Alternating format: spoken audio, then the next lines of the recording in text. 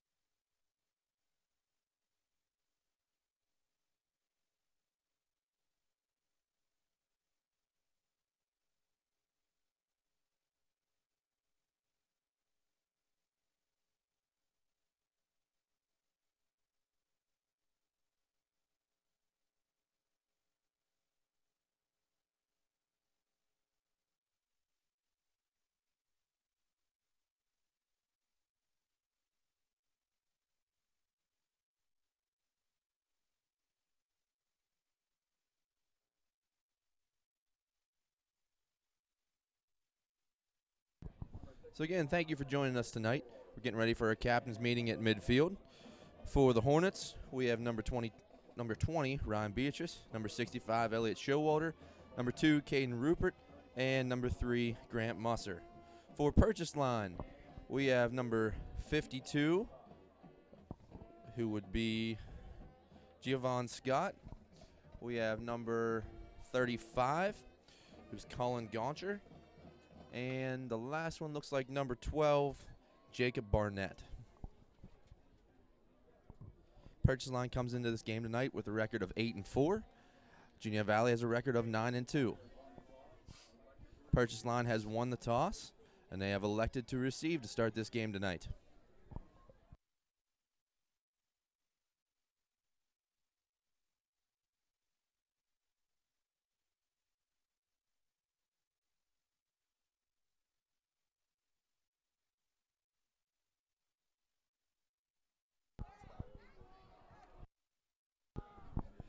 Winner of this game tonight will move on to the district championship game, which I believe is next Friday night at Mansion Park. They'll be playing Bishop Guilfoyle. Bishop Guilfoyle won last night. I forget the final score. It was something around 40-26, something like that, as they defeated Salzburg on the other half of the bracket. So both these teams come out tonight. They all looked hyped up, ready to go. Should be an exciting night of football. It's about 30 degrees out here tonight. There's no wind. So it looks like some good late season football weather tonight. Purchase Line comes out to receive the kickoff. Back deep for them looks like number 37, Kyle Day. Number 3, Melo Sanchez. And I can't see the number of the far guy on the field. To kick for Juniata Valley is going to be number 80, Jefferson Hill.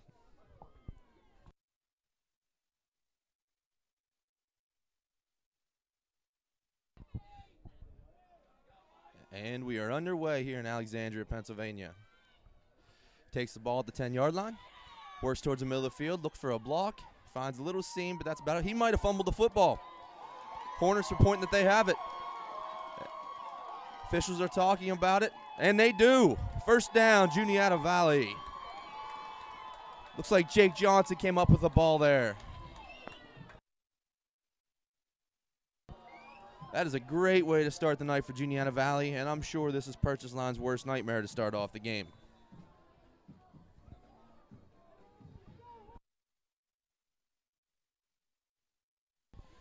Hornets come out and take the field. 1st and 10 at the Purchase Line, 28-yard line, we'll call it.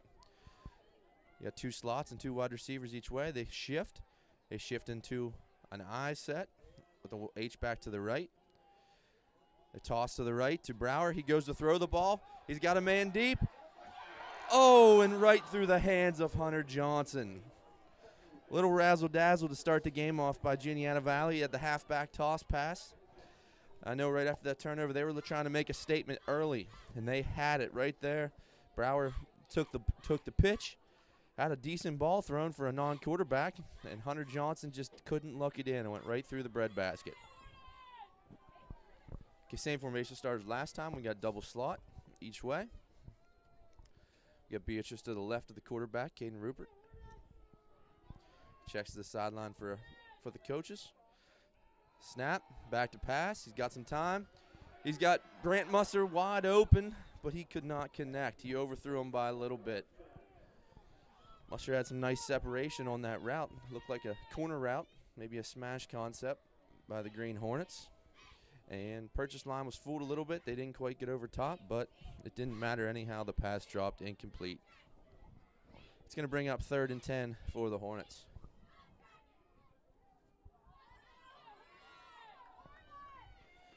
Double slot again. Fullback to the right side of the quarterback now.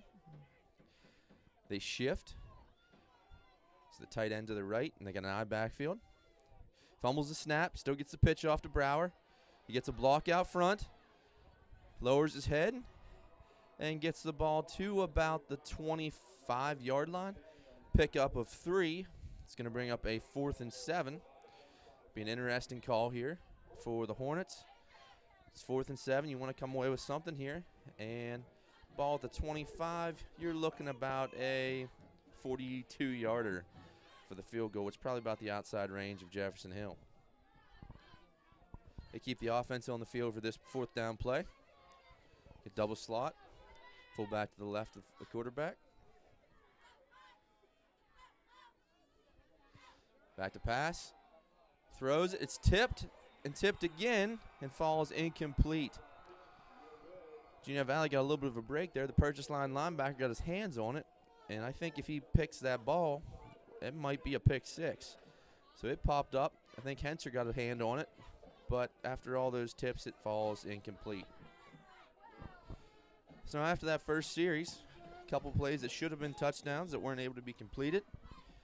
We're right back to where we started with Purchase Line with the ball at the 25-yard line for 1st and 10.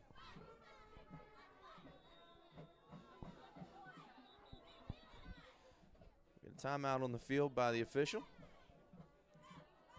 He's sending someone off the field. Looks like he's sending Jacob Henser off the field. Assuming it has something to do with the uniform. See him look like he's pulling his knee pads down. So I wonder if his knee pads aren't covering his kneecaps. That's a point of emphasis for the officials. So here we go now. Purchase Line is out on the ball. They got 2 wide receivers at the top of your screen, 1 to the bottom with a slot back. Slot back goes in rocket motion. They give it to the fullback inside.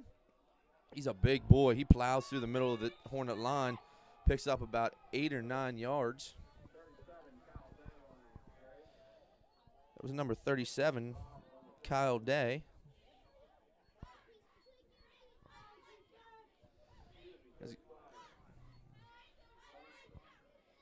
I was wrong. That was number 35, Colin Gauncher on the carry. He's a big boy, 6 foot, 215 pounds from the fullback position. Tough guy to bring down. He showed that on that first run. Now we have another stoppage. Elliot Showalter sent off the field. Not sure why he's sent off. Looks like another uniform type thing.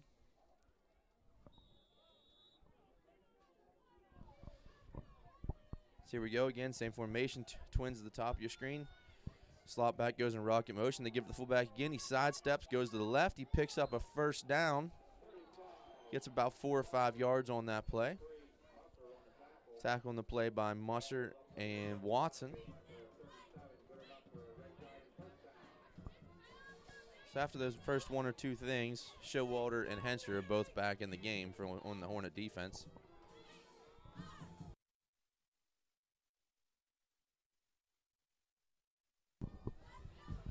All right, now they flip the formation. They got twins at the bottom of your screen. Single receiver in the slot back to the top. The fullback behind the quarterback. Pitch it to the slot back on the rocket motion. He gets a yard, maybe 2, and that's about it. That was number 37, Day. By the time it's all said and done, he only got about 1 yard. That's going to bring up 2nd and 9 from the 39-yard line.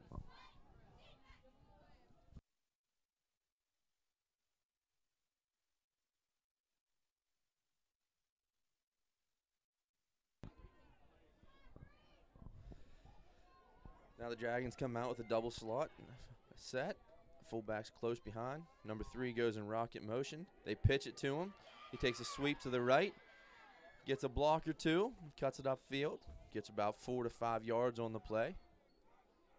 It's going to bring up 3rd and 4 for the Dragons.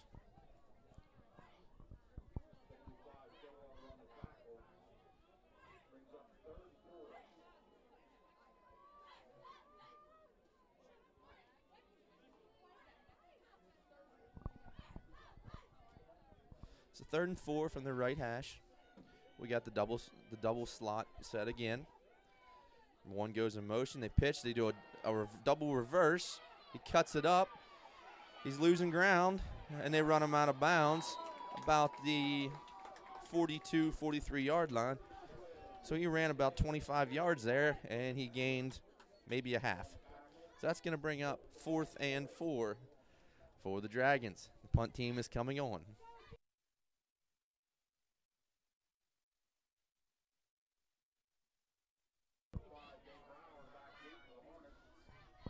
Still curious first possession for the Dragons.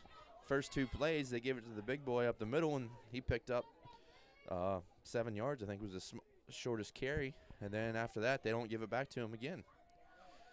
Punt snaps back. It's a decent snap. He gets off an end-over-end punt. Hits about the 30-yard line. There's lots of Dragons around it.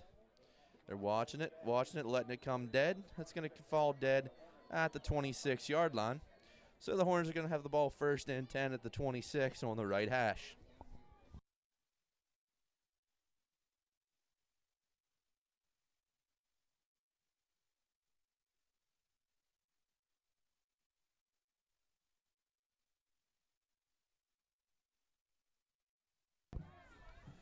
Hornets come out in a 2-by-2 set to start this drive off. Fullback to the left. They check with the sideline. Have a handoff to Beatrice to the right side. He breaks into the open, sidesteps a man, and he is going. And he's run out of bounds about the 43-yard line. That's a gain of about 24 yards on that play. There's a nice hole on that right side. O-line did a nice job. They got him to that 5-yard mark untouched. Then he sidestepped a safety, and he was off and running. That's going to bring up another 1st down for the Hornets at the 44-yard line.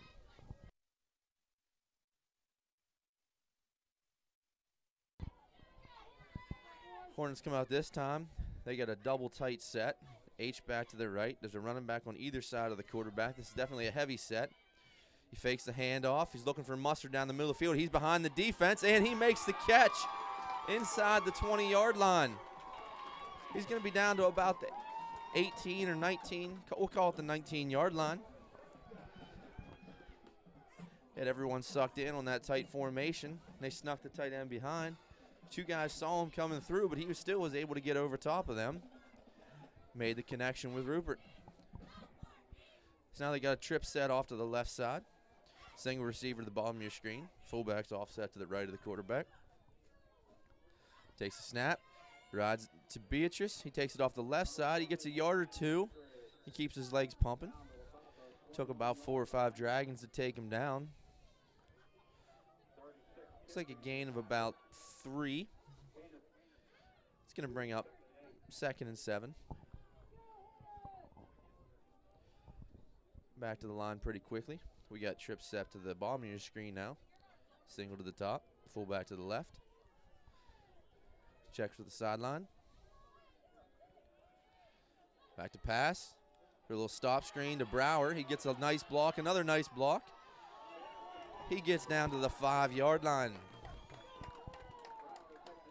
Musser and Johnson both had real nice blocks on that play to help spring him. That's going to bring up another first down. Be the 5-yard line on the right hash.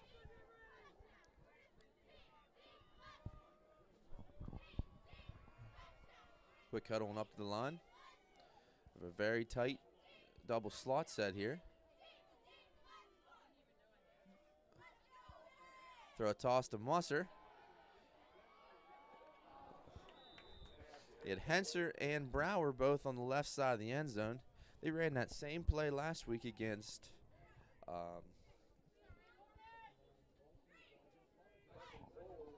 Homer Center. Sorry, I couldn't remember who they played last week. They ran that the same play against Homer Center last week for a touchdown. Maybe Purchase Line watched a little film and was ready for that one. So now we got a regular double slot formation. Then they shift. Go to a pro eye right. Throw a pitch to Brower. He gets a block, looking for the edge. Nice shot by the number 12, the linebacker there, to knock him out of bounds at the 3-yard line. Number 12 on the tackle there was Jacob Barnett. It's going to bring up a 3rd and 3 for the Hornets. And I'm sure right now they're thinking they have to come away with something here. There's the big heavy set. Lots of big bodies in the game. Musser at quarterback. Takes a snap, goes off the right side. He gets a push. He just follows the wall of Hornets into the end zone for the touchdown. Boy, at first on the snap there, it looked like Purchase Line was ready for that. Took a second, but then that whole right side of the line just got pushing. Had a nice surge there and just was able to walk Musser right into the end zone. So the Hornets go up 6-0. We have the try after point here from Jefferson Hill. Caden Rupert's going to be on the hold. Good snap, ball down. It is up and it is good. No good, no good. It looked good from my angle. Apparently the official saw something different than I did. He must have pushed it to the right a little bit. Regardless, here we are with 5:18 left in the first quarter, and the Hornets are up 6-0.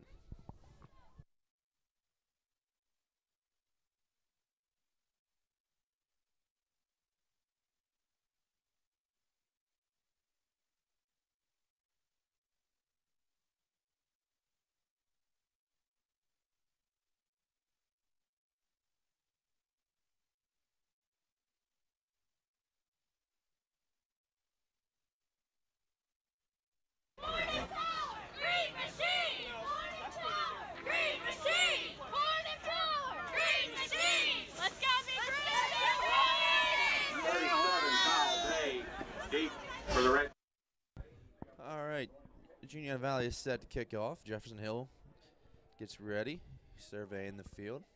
We got Day back as the deep returner for the Red Dragons.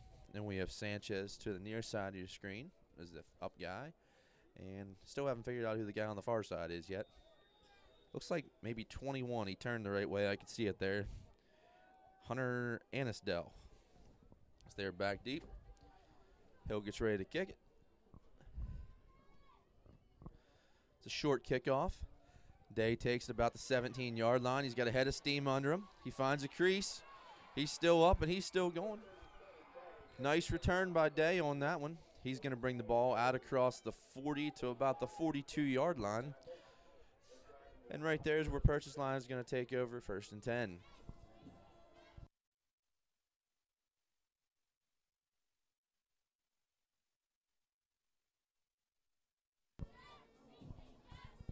See what Purchase Line does with the ball this time.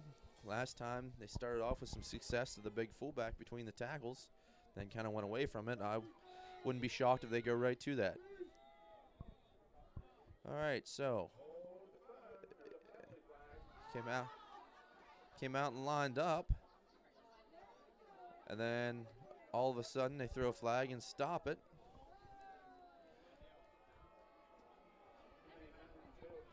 They had 12 men on the field for the Hornets.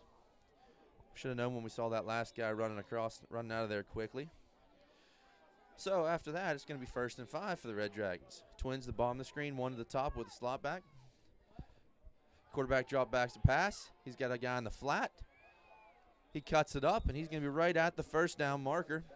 So it's going to be, depending where they spot it at, it's either going to be 2nd and very short or 1st and 10. They're going to give him the first down. It's going to be 1st and 10.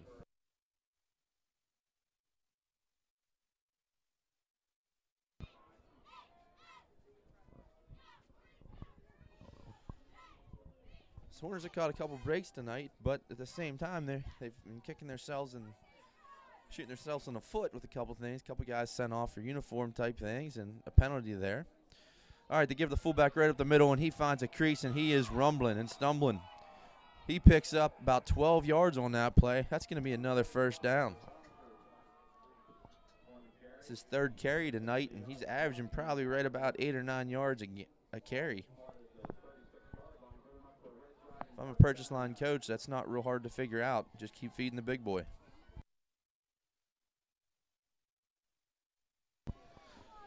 This time they got twins at the bottom of your screen. Single receiver to the top with the slot back.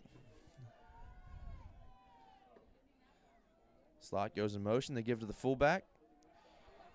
It looks like he was stacked up at the line, but then he busts through. Gets a gain of about 7 yards. It's going to bring up 2nd and 4 for purchase line.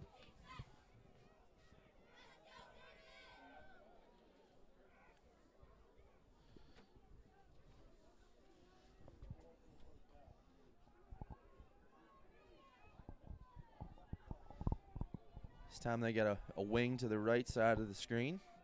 We have a slot to the bottom of the screen. Rocket motion. He stops in the backfield to an eye. They give it to the slot back, coming around on a sweep. He breaks off the right side, makes a guy miss, and he is down to the 15-yard line. It's a tricky-looking play there. They came out in that wing and slot. Motion the guy to almost an eye set. Fake giving it to him, and then give it to the backside slot guy on kind of a buck sweep action. Looked like the old-school wing tee right there. So it's going to be 1st and 10, 15-yard line for the Dragons. Come out in the same set again. Wing to the right, slot to the left. Rocket motion by the far slot back. Give it to the fullback. He breaks out to the right side. He lowers his head, and he's down inside the 5-yard line. He did a good job stacking up between the tackles, but he was able to bounce outside. Brower did a nice job bringing him down. He was the only person between him and the end zone. That boy probably has 30 or 40 pounds on him, so he did a nice job just wrestling him to the ground. So it'll be 1st and goal, purchase line. Ball just inside the 5-yard line. Wing to the top of your screen, slot to the bottom of your screen. Rocket motion, back to the eye set. The same buck sweep play that they had a big play earlier, and Isaac Watson blows that one up in the backfield. That play takes a long time to develop, and Watson was able to get skinny through the line there and run him down in the backfield. That was a very nice play by Watson. And a good job not watching all the misdirection and motion type things in the backfield. So that's going to bring up 2nd and goal from about the 8-yard line.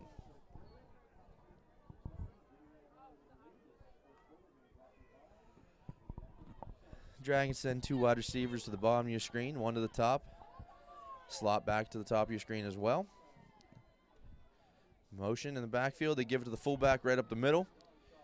He's pushing, kind of gets lost in the pile. I think he takes it back to where they originally started, about the 5-yard line, maybe just a whisker inside. So that's going to bring up 3rd and goal, just inside the 5-yard line.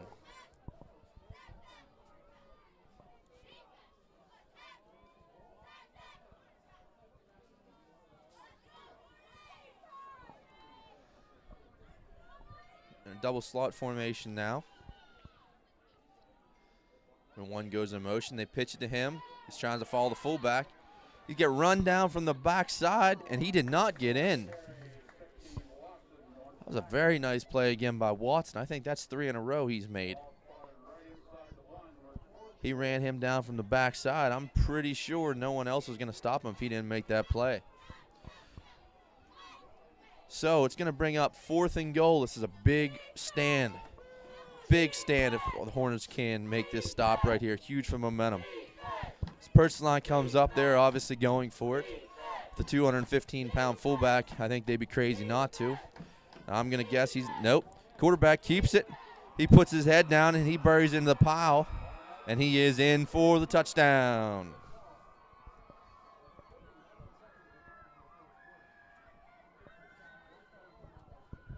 I'm going to guess that lots of people on the field and on the sideline, like me, thought they were giving it to the big fullback. But instead, the quarterback keeps it, just enough push from his offensive line, and sneaks in there for the touchdown. So now they're back to kick the extra point. Looks like number 62. Number 62 is McCracken. They get a piece of that from the Hornet defense, and it falls short, way short, and it's going to keep the score knotted at 6 with 39 seconds left in the first quarter.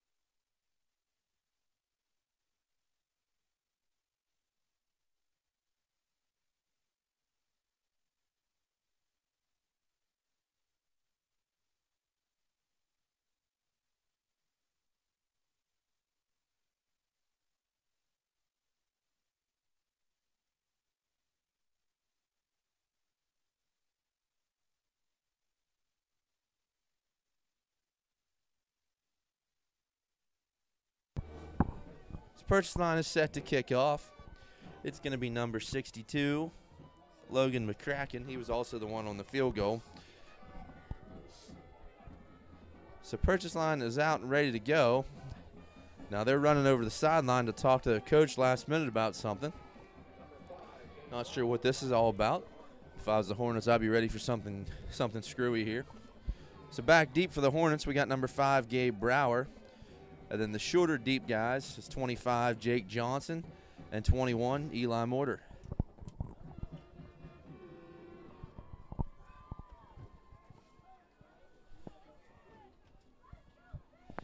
Hornets definitely look like they're ready for anything like an onside type of kick here. They got 5 guys about the 50-yard line, followed by another 3 within 11 yards of that. So they're ready up front, and Brower's the only guy back deep. Taking a long time getting this one ready to go. Not sure what the officials were waiting on there.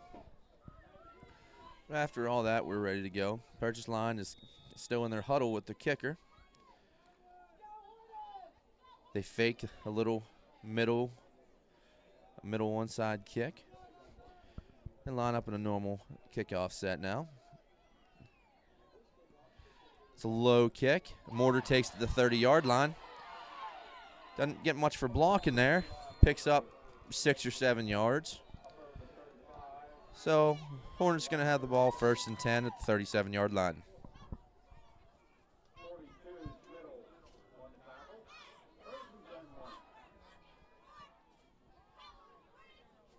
Looking at the way the game has gone so far in this first quarter, which only has about 30 seconds left, I think Purchase Line would be very happy to be tied 6-6 in this one after that early fumble and able to stop the Hornet offense deep in their own territory.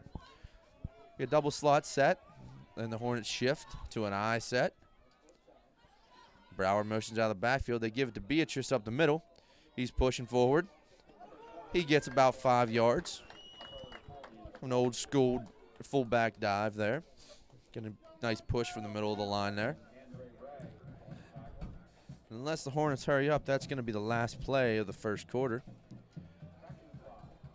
We're down to 10 seconds. Looks like they're going to try to run another play here. Got the double slot formation. They shift. They better hurry if they want to get this off. Nope, did not get it off. Johnson went in jet motion. They just snapped the ball, but right before the snap was a little buzzer. So at the end of the first quarter, we have a tight ball game here. Hornets are 6 and the Red Dragons 6. Hello Hornet Nation, this is head football coach Bill Musser. Thank you for your continued support of the Juniata Valley School District and the Jvsd Broadcast Club. If you enjoy watching our podcast, broadcast, and other online activities, please make sure that you take a look at making a donation to the Broadcast Club. These donations go a long way in helping us cover the broadcasting costs for playoff games and other events that we have in our future. Please go to the address you see on the screen and consider making a donation today. Go Green, Hornet Pride.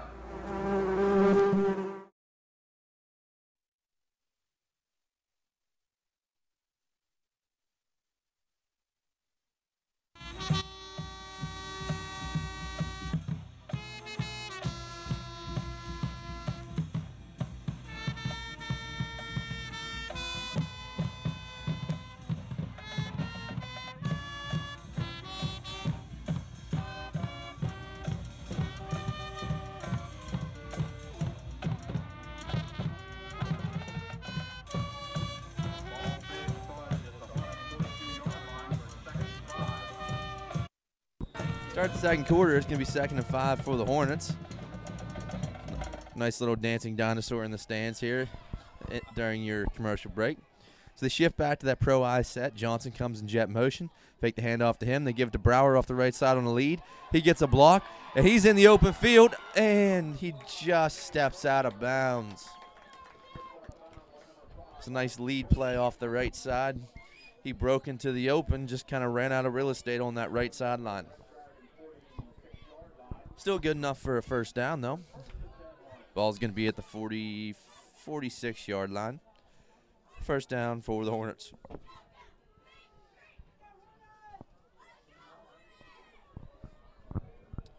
They're in a 2-by-2 set now. The fullback to the left. Check the sideline for the play call. Get a double bubble screen to both sides. Then he didn't like it and just threw it away. Threw it over the head of Brower. He got a little pressure in the pocket there too. Did a smart thing, throw it away. He threw it over Brower's head to avoid any type of intentional grounding call there. So that'll bring up 2nd and 10 for the Hornets.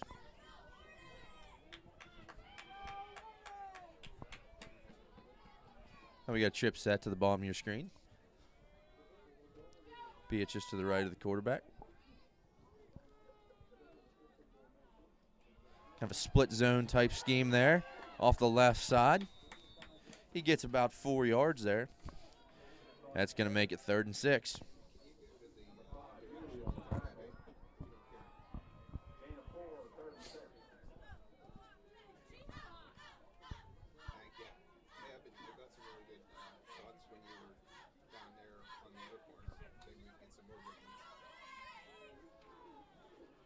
Hornets had some really good luck here running the ball early. Other than that one pass to Musser, it's about the only one I remember. The passing game hasn't been off to too hot of a start, but if the run game's working like this, might as well keep at it. Looks like a passing situation here. Double slot formation. Fake the handoff to Beatrice, throw a screen to the right side, and that is sniffed out immediately. Try to run a screen to Grant Musser, and that gets blown up in the backfield. I think that was number 21, Hunter Anisdell, on the tackle. He did a very nice job reading that one out. That had no chance. So it's going to be 4th and 10 from the 46-yard line. Looks like the Hornets are electing to punt. Hunter Johnson is back to punt. Number 12, Jacob Barnett, the quarterback, is back deep, standing at his own 10-yard line for the punt. Oh, bad snap. It pops halfway back. Johnson takes it. He's got some room off the left side. He makes a guy miss. He picks up the first down and more. Down inside the 25-yard line to the 21.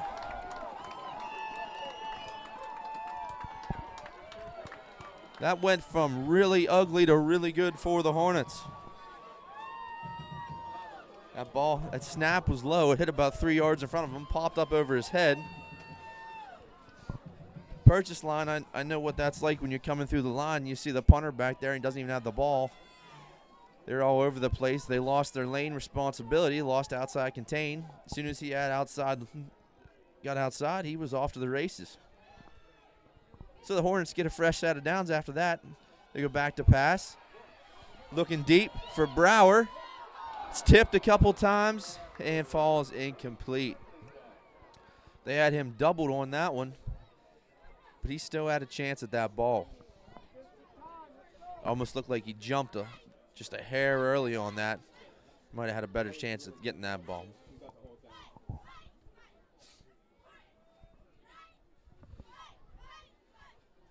So it's going to bring up 2nd and 10 for the Hornets. They got the 2x2 set this time. Fullback to the left. Checking the sideline. Back to pass. Quick screen to the wide receiver, Henser. Gets a block from Brower. And gets mauled out of bounds about the 12-yard line. Give Purchase line credit whenever first guy gets there to wrap up the ball carrier, they come swarming very nicely. There's about 4 or 5 guys there to finish off that tackle. So that's going to bring up 3rd and short for the Hornets. Call it 3rd and 1 from the left hash. I would imagine right now, if they would not pick this up, this is definitely 4-down territory the way this game has been so far. That's if they don't lose any yards on a play. So we got 2x2 set. Fullback to the left. We have flag on the play. Not sure what this is all about. The guy on the far sideline called this one.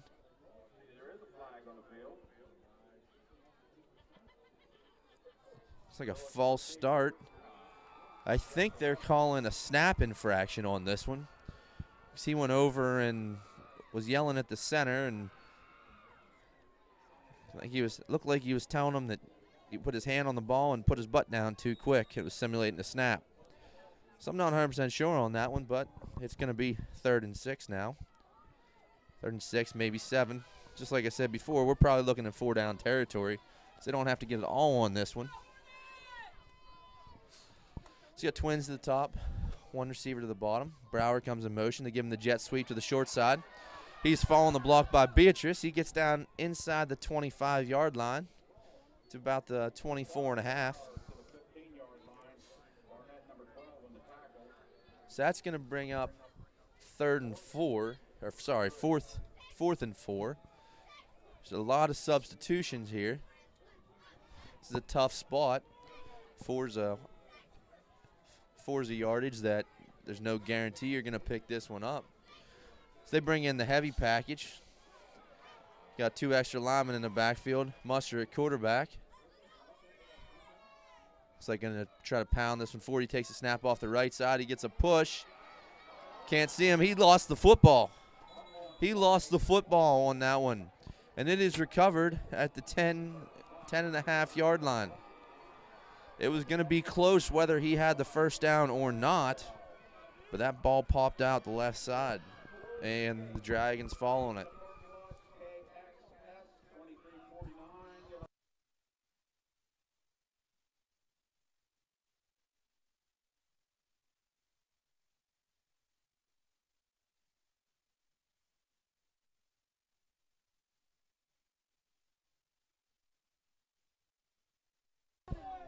So the Dragons take over 1st and 10 from the 10.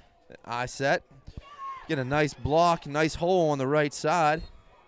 That was number 37, Day, on the carry. It was a pro I set on that one. Had a real nice hole off the right side, right off tackle. So he ended up with a gain of about 12 or 13 yards there. So it's good enough for a first down. Come back out in a pro right eye set again. Same exact play. Pretty much the same exact result. There's another big hole off that right side.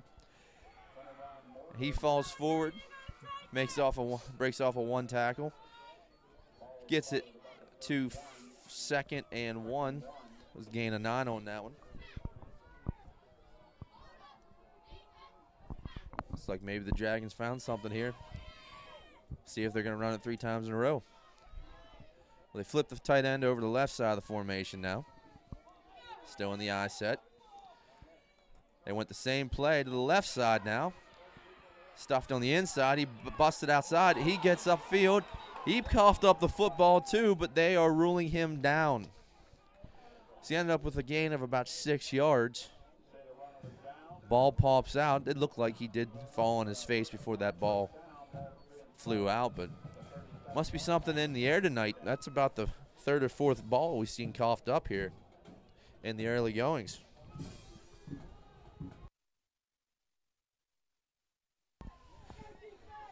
Right back up to the line. Pro eye set. Tight end to the right. Give it to the fullback this time on a dive. He busts through the line. He is pushing. He picks up 9 yards there. He's a big boy. It's tough to bring down. You definitely have to body him up. There's no arm tackle that's going to bring him down.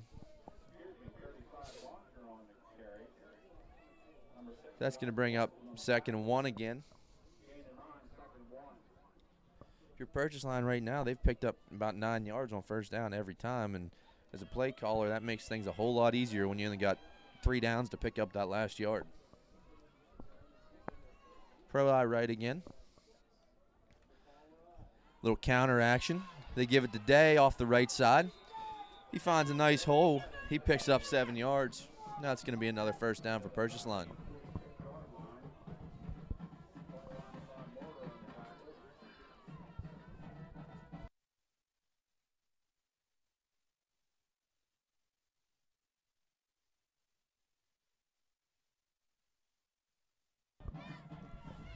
Purchase line has a pretty good size offensive line up front.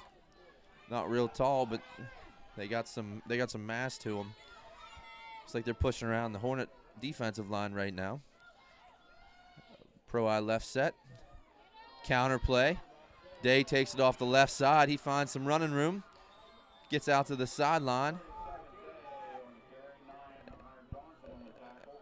Hunter Johnson brings him down, but not until he has about a 13 or 14-yard gain.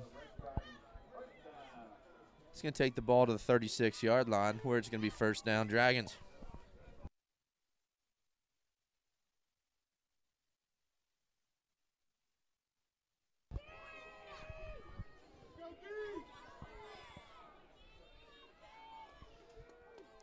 Tight end to the left now.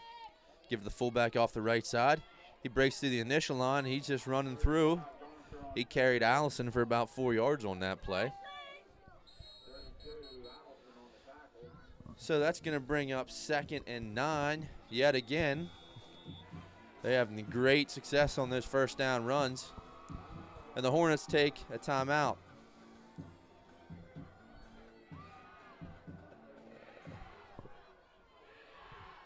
They're taking a timeout here now.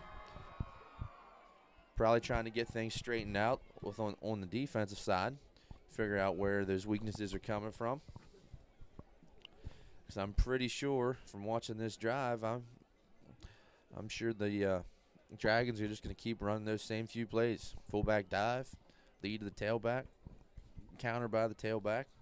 Because they're picking up 7, 8 yards a clip right now. So Hornets better find something quickly here.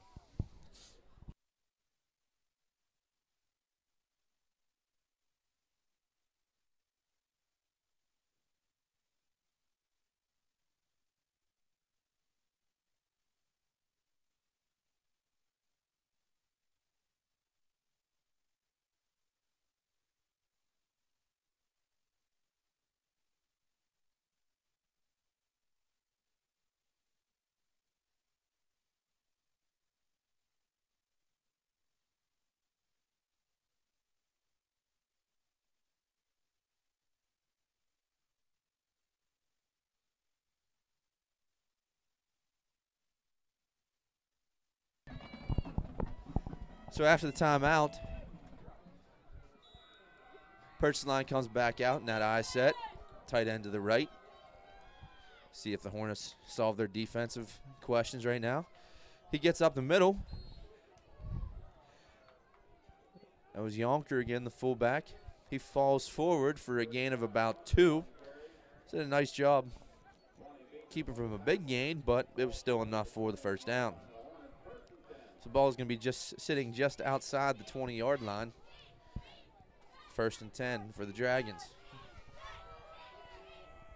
I set, tight end to the right. Give the tailback off the right side. He cuts it back up the middle. He only picks up 1 on this one.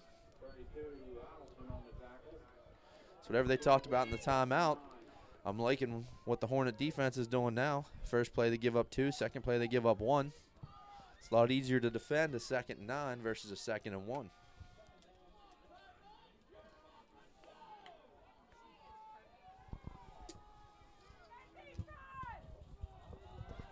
I set, tight end to the right.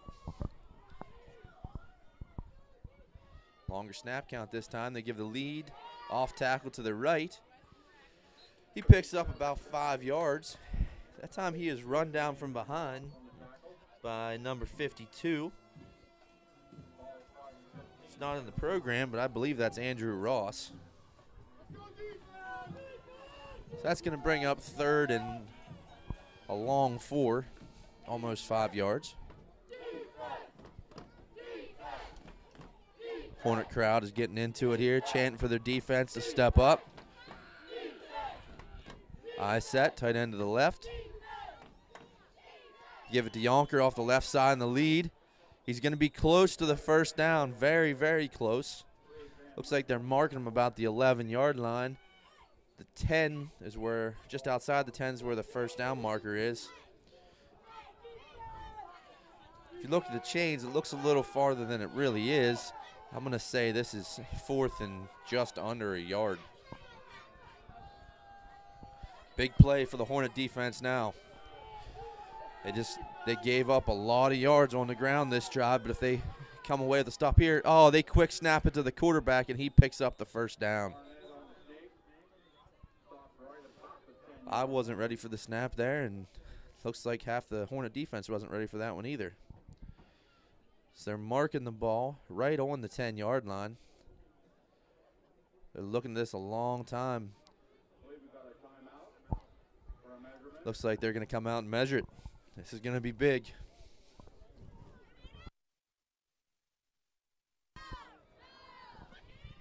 This is always one of these things as a coach and as a fan that always frustrates you a little bit, that they're marking these guys down as close as they can. As close as they can on a full speed judgment, and it's going to come down to an inch. And it must be close because the Hornets were pointing their way. The officials talked about it a little bit, but they still signaled first down for the Dragons. And they're setting up the chains here, but I think it's going to be 1st and goal, not 1st and 10. If it is 1st and 10, they can only get a first down about the 2-inch yard line here.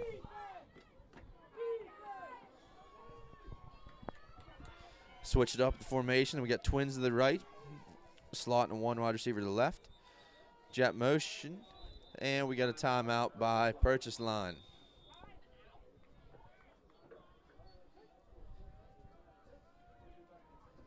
I'm guessing the play clock was running down there, and they didn't want to give up the 5 yards. It's kind of a long in-between plays. Took a little while after they called that one a first down. So we have another timeout on the field.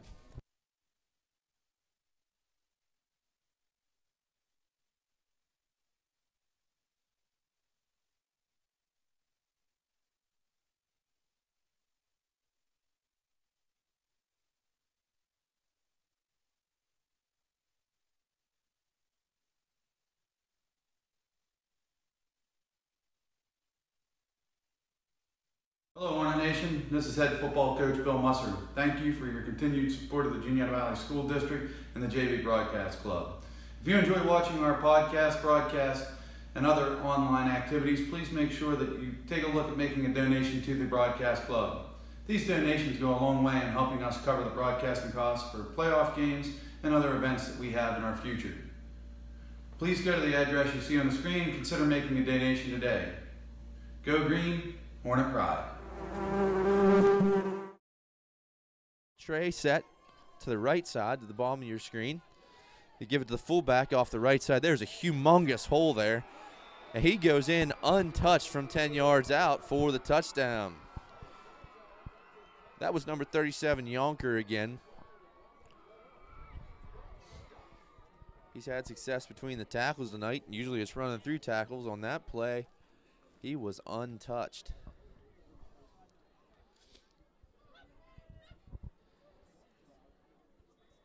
So with that play, the Dragons will go up 12-6, and I would assume they're probably going to go for 2 here. Come out in the same set as last time. That Trey trip set to the right, to the bottom of your screen. They give the same exact play as last time. He puts his head down and powers into the end zone. So that's going to make the score 14-6 with 3:11 left in the first half.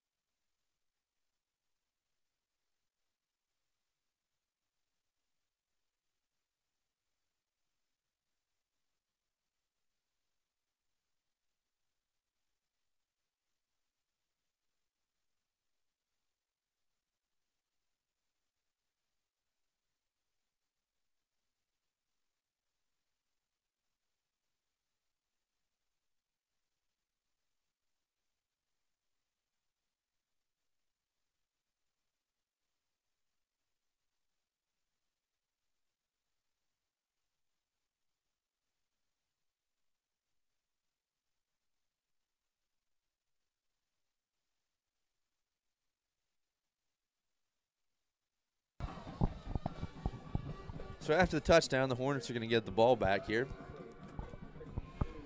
And they are down 14-6 to the purchase line right now. There's 3 minutes and 11 seconds left in the first half. They still have 2 timeouts, so they have plenty of time to put together a scoring drive here before halftime.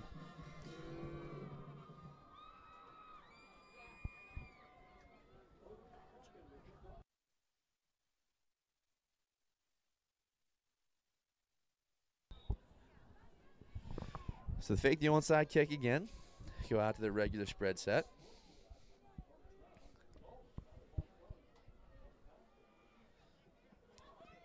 Looks like he's ready to go. Shorter kick. Brower takes it about the 13-yard line. Heads off to the right side, looking for a block. Gets a little bit, makes one guy miss. He brings the ball right outside the 30-yard line. It's going to be about the 31-yard line here to start their drive. See if the Hornets can put something together here before halftime. Definitely could tie this up. They had their chances so far in the first half after that initial fumble. And they had another break there where on 4th down, the bad snap, they picked up the first down and then coughed it up on 4th down. So let's see how this drive goes this time.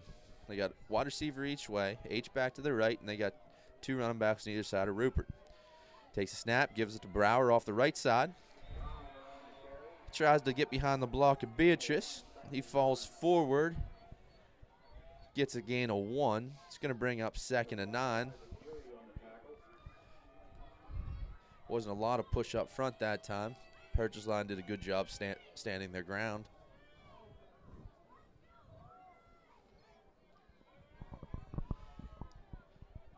Second and 9. Got the same formation.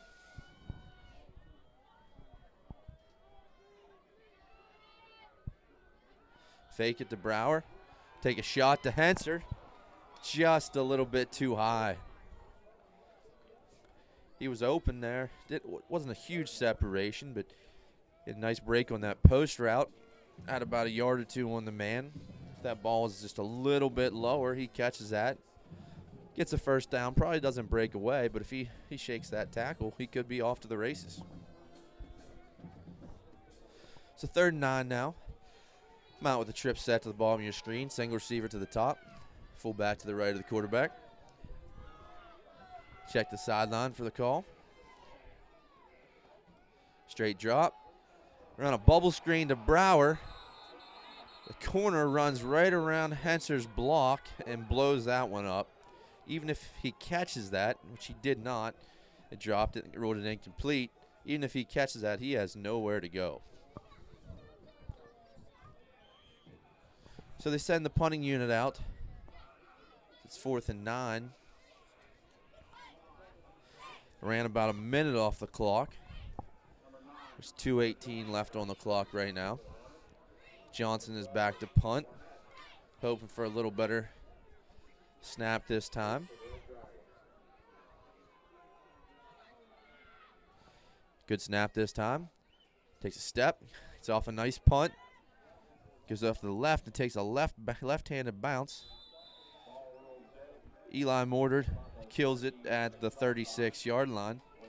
That took a weird bounce from the place it hit. It took about a straight 90-degree angle turn to the left, and that's all the farther it went. So Purchase Line will take over at the 36-yard line. Holding on to a 14-6 lead right now. There's 2:09 left in the second quarter. They still have 2 timeouts remaining, so they got plenty of time. And just as a reminder, in high school, if you pick up a first down, the clock does stop momentarily until they can reset the chains. So there's lots of time to work with right now for them to put together a drive. They got twins at the top of your screen, single receiver and an H-back to the bottom. Fake to the fullback, they give to the H-back off the left side in. He breaks into the open. He was untouched through the line of scrimmage. Brower runs him down, but not until he gets inside the 30, down to about the 23-yard line. Looked like the defense was all looking at the fullback on that one. It was just a counter sweep. They faked the buck to the right side with the fullback and give it to the slot man coming around. Sweep to the left side. He's got 2 wide receivers at the bottom of your screen. One to the top with the H-back. Same play, other way. Do a much better job defending it this time. Jace Rand was not fooled on that one. He drops him for a loss of about 3. We get a timeout on the field now by Purchase Line with 1 minute and 32 seconds left on the clock.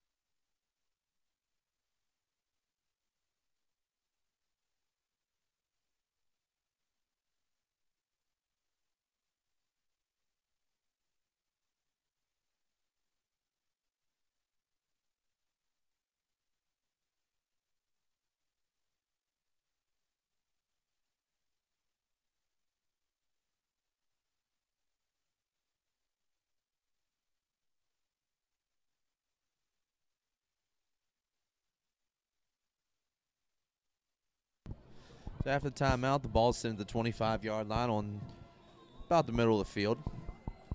The Dragons come out and their eye set, tight end to the right. Give it the lead off the right side, and he breaks through an opening again. Henser tried to bring him down, but he missed, and he scores from 25 yards out. That was number 37, Day again. He went untouched till he got to the second level, and after he broke through there was no one left. So that makes the score 20-6 Purchase Line right now.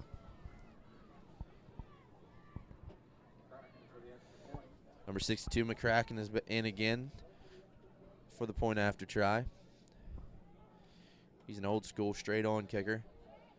Puts it up, and it is good. So with 1:24 left in the first half, Purchase line is up 21-6 on the Hornets.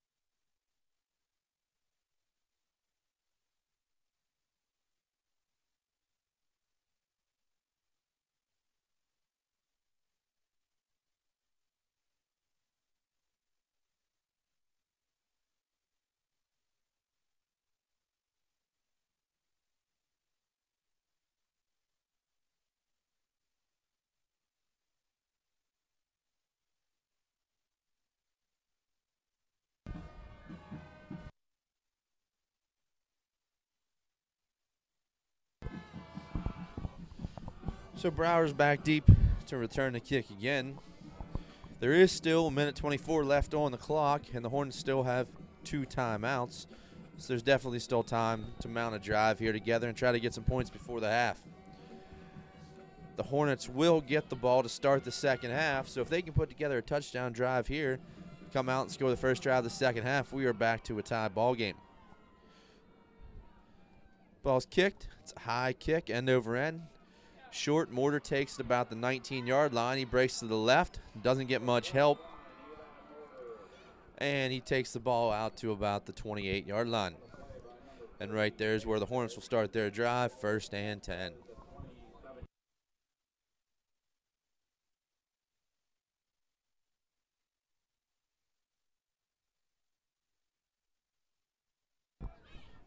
With 1:19 left in the half. And they got about 73 yards to go. Imagine the Hornets are going to have to go to the air here. Still have 2 timeouts, so the running game's not off the table, but they come out in a 5-wide set, 3 to the right, 2 to the left. Send Brower in motion. They give him a jet sweep off to the short side. He picks up a block and pushes forward.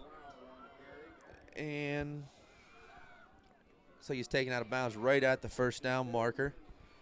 I think they're marking him short. This will be second and a very short one. Was out of bounds, so the clock will stop.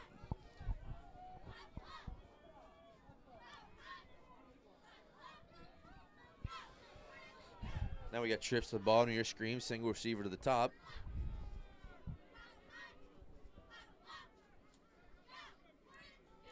Drops back to pass. They're looking for Brower on the wheel route. And that one falls incomplete. He was open early, but he threw that ball out and give him a chance to run under it. Maybe would have had a better chance at a back shoulder throw there about 12 yards downfield. But he gave him a shot. So that's going to bring up 3rd and 1 now.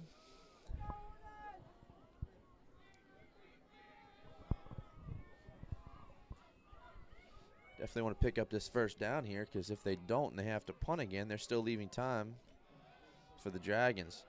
Give the ball to fullback up the middle. He backs forward across the 40-yard line to about the 42 for a first down. Clock will stop momentarily for them to reset the chains, but there's 1 minute left on the clock now. You got Twins at the bottom of your screen. Twins at the top of your screen now, too, with Mustard bumping out. Clock is running right now. They give it to the fullback up the middle. He gets nothing. He loses a yard. And the Hornets take a timeout. It's now 42 seconds left on the clock. They have 1 timeout remaining now. So they're going to have to look for some chunk yardage pretty quickly here.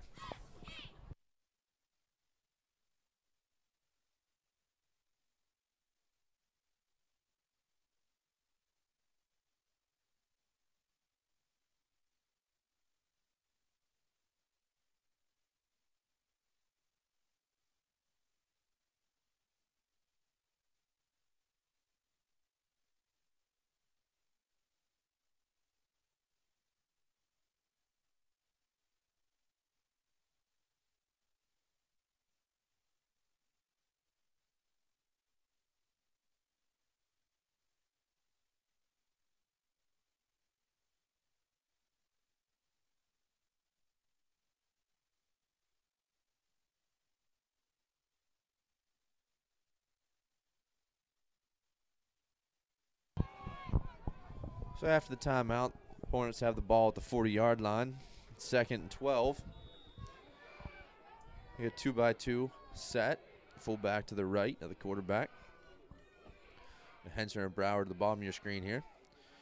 Quick screen to the wide receiver. Henser, he breaks outside, gets a block from Brower, and he's into open space. He cuts back inside, and he's down inside the 20-yard line to about the 19. It's a nice short pass, quick pass route. Rupert's hurrying him to the line. Looks like he wants to spike the ball. They get up there, they get set, and he spikes it. That's going to stop the clock with 30 seconds. So I just said about needing a big chunk play. There it was. It was a 10, 20, 30.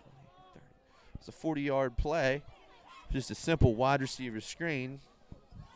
Got a nice block by Brower. Henser read it well, got to the outside, then made one-man miss. He was about a shoestring away from scoring a touchdown. So they come out in trips now on first down.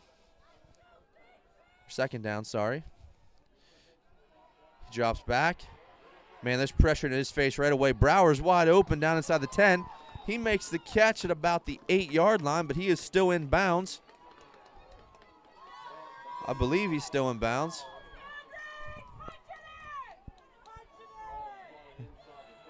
Clock stopped for the first down. Now it's running again. He was in bounds. They spike it again. So it's going to be 2nd and goal now from the 9-yard line after the spike. Rupert's doing a nice job with clock management right now. They do still have one timeout and 18 seconds left to play.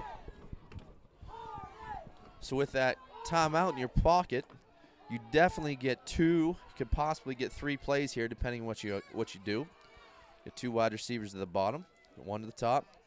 They fake it to Beatrice. He rolls to the left. He's looking for an open receiver. There's nobody, and he throws it up out of bounds. He throws it near Henser. Purchase line did a nice job rolling their coverage that time, and Rupert had 2 guys in front of him. They did a good job standing in their rush lanes and keep it contained so he couldn't take off there. So now there's 9 seconds left on the clock. Still have 1 timeout left. So you're looking at 2 quick plays. Right now, you can run your favorite play in your playbook because even if he gets taken down inbounds, you still have a timeout.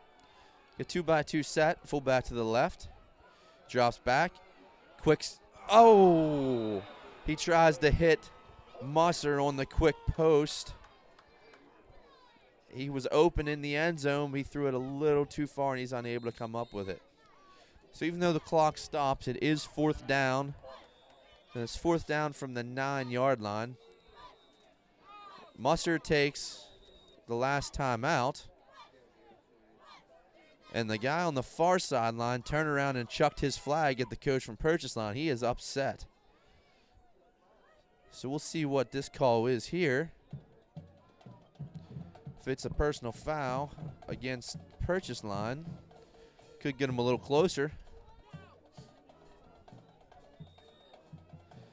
No, this is just a sideline warning on Purchase Line this time. So the sideline warning, you get 1 of those per game, per team, and nothing happens. The next time it would be a personal foul and 15 yards on the head coach. So see what the Hornets choose to do here. I don't see number 80, Jefferson Hill, on the field. So it looks like they're going to go for this. It's going to be a big play. See what happens the rest of this game. They score here, make it a 1-score game, and like I said, they get the ball first. So we got a tight double slot here. Rupert's under center. He tosses it to Brower. Or Musser. Musser throws up to Brower, and he scores! Touchdown, Hornets. That is the same play that they ran earlier down on the other side of the field where it fell incomplete.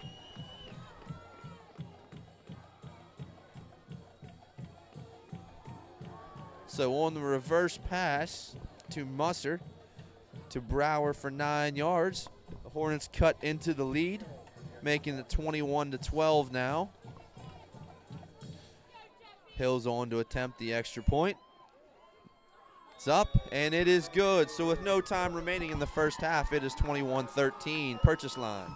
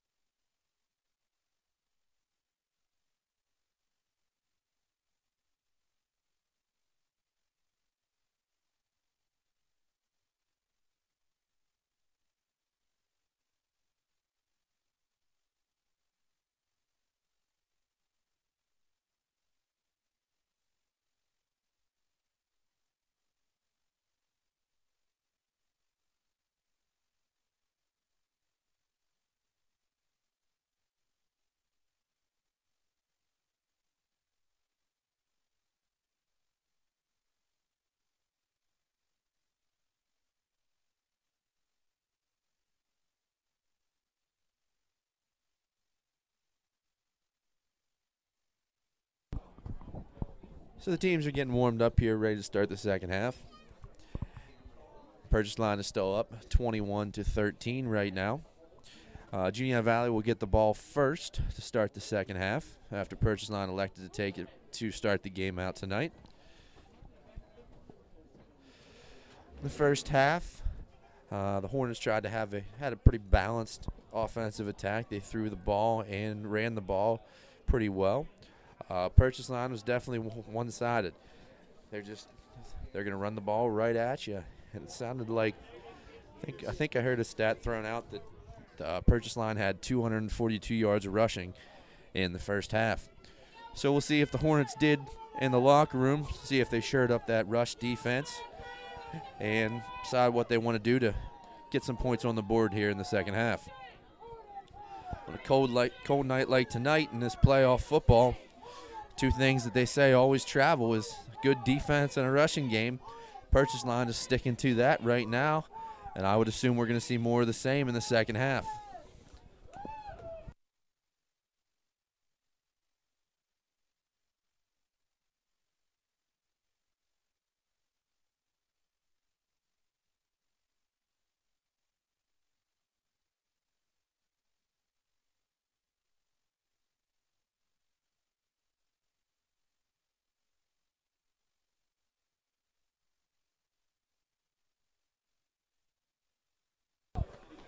So times in the first half there, it didn't look so great for the Hornets when they were down 2 scores. But that big pass play to Hanser to get him down to the 20-yard line, followed by that touchdown on 4th down, makes this a whole new ball game. If the Hornets put something together in this first drive and score a touchdown, we're starting back at 0 then. It's a whole new ball game. So again, next week, the winner of this game will take on Bishop Guilfoyle at Mansion Park for the District 6 Class A Single A Championship. So we're 24 minutes left to decide who that will be. And the second half is underway. It's an end-over-end kick taken at about the 19-yard line by Eli Mortar. Kind of dances around a little bit looking for a block. Picks up a few more yards. And he's taken down by quite a few Dragons over on the far sideline at about the 39, 40-yard line. Sorry, 29, 30-yard line. So it looks like they're going to put the ball right on the 30 on the right hash, and that's where the Hornets will start their drive, 1st and 10.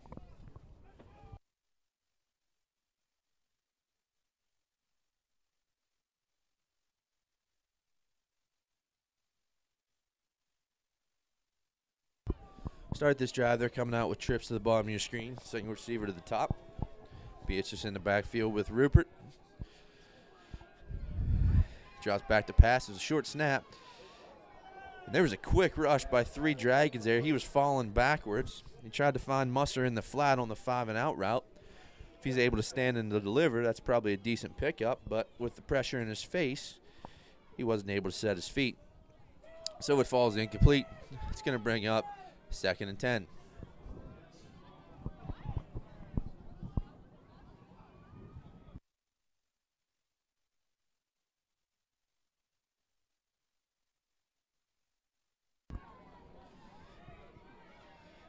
Now we got like a 5-wide set here. 3 of them to the top, 2 to the bottom. Goes in jet motion to Brower. He takes a sweep to the short side.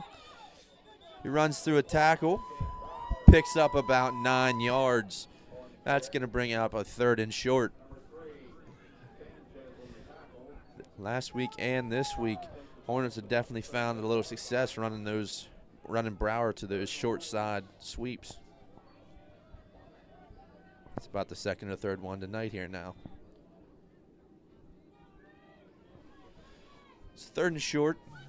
It's about 1.5 yards probably. Got H back to the right, twins the bottom of your screen. Give to Beatrice up between the tackles. He gets stacked up, keeps driving forward. Should be enough for the 1st down. So he takes the ball right across the 40-yard line. And that'll give the Hornets a fresh set of downs. The Hornet faithful were thrilled with that one.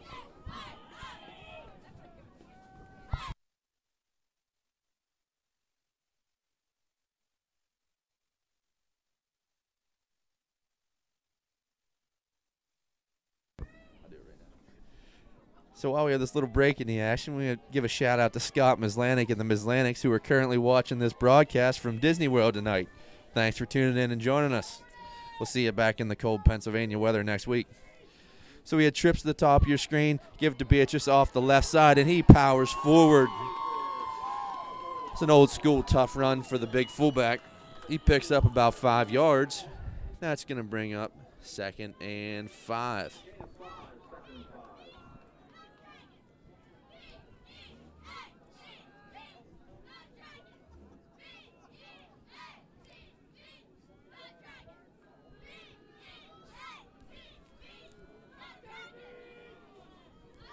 Back to the 5 wide look again. Brower and Hens to the bottom. Beatrice, Musser, and Johnson to the top. Rupert in the backfield by himself. They bring Brower in motion. They fake the jet on a shovel pass to Beatrice off the left side. And he breaks into the open for about a 15-yard gain. It's a nice play design there, especially after I'm sure Purchase Line was jumping all over that sweep after they had some success with that earlier in the game.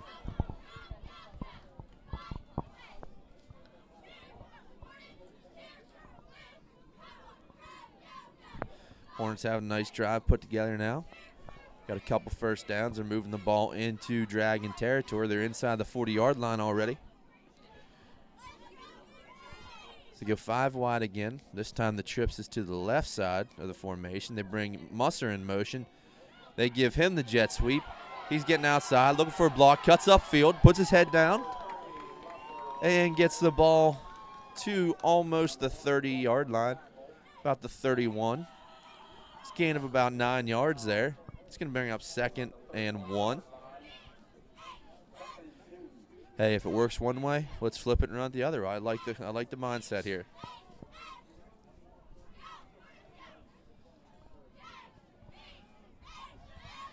So now we got trips to the top of your screen.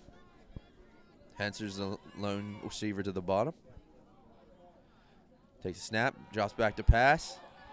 He's rolling out to the right, looking for a receiver. Musser makes a good adjustment, and Purchase Line defender is able to rip that ball out as they go to the ground.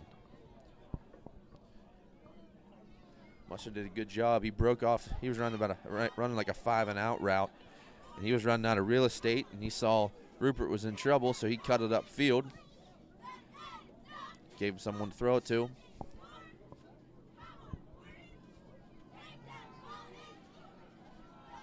Now they're going with a big I set here. Travis Dively's in the game as fullback. Adam Boone's in at the tight end on the right. Give it to Beatrice off the right side. He gets stacked up. This one's all going to be on the spot. The guy on the far sideline seems to look like he picked this up by about half a yard. I like his spot. It's like all the officials do, and that's going to be a first down at the 29-yard line. Dively and Boone come out of the game. They did their job. They picked up that short yardage run. Now it's 1st and 10 again. This time they got the 5 wide. Trips to the left. Johnson's coming in motion. They're going to give him the jet sweep. He cuts inside a block by Brower, breaks it upfield, shakes off a tackler, and he's down inside the 15-yard line.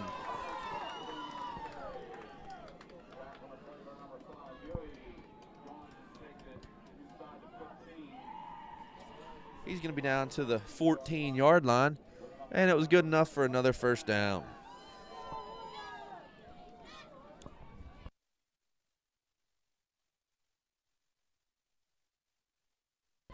Johnson did a really nice job there reading the block. Purchase Line defender was not giving up that outside leverage, the one that Brower was blocking. He was able to seal him out. He cut underneath the block there. Double slot set, and then they shift to a pro right set. Give the ball to Brower. He is stacked up in the backfield immediately. That was number 57. Not sure who that is right now. He's a down tackle. He was setting up residents in the backfield on that play. Brower got hit about as soon as he had that ball inside. So that was a loss of 2. Just going to bring up 2nd and 12. Ball's at the 16-yard line. A 2-by-2 set now.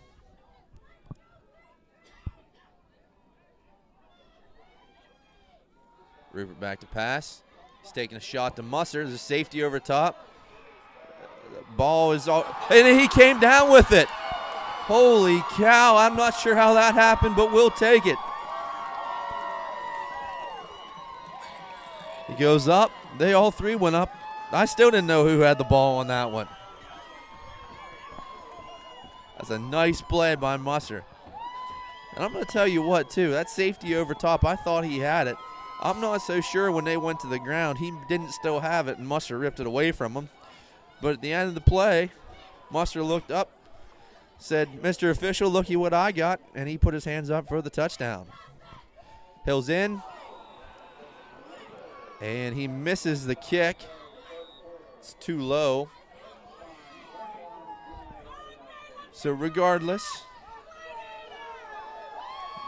the Hornets cut into the lead. They're still down 2 points. So right now, with 7:25 left in the 3rd quarter, it's 21-19 Purchase line. That opening drive in the 2nd half is exactly what the doctor ordered for the Hornets. They needed to come out and make a statement right away. They didn't quite tie the game, but they definitely made it way closer. Those 2 points is something that can come up later. They can make that up. I'm sure that's probably not going to be the last scoring of the night. And now we'll see if they fix some of those defensive holes they had in the first half.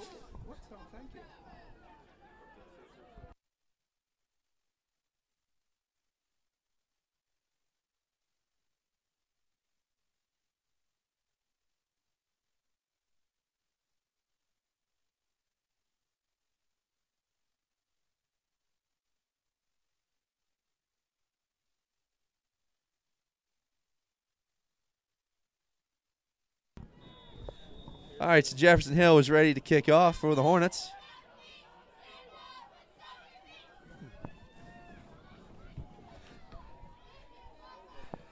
Kicks a low line drive kick, takes a hop. It's picked up about the 10-yard line. Looks off the right side, and he has nowhere to go. Swarm of Hornets came in and set him down at the 24-yard line. So that's where Purchase line will take over, 1st and 10.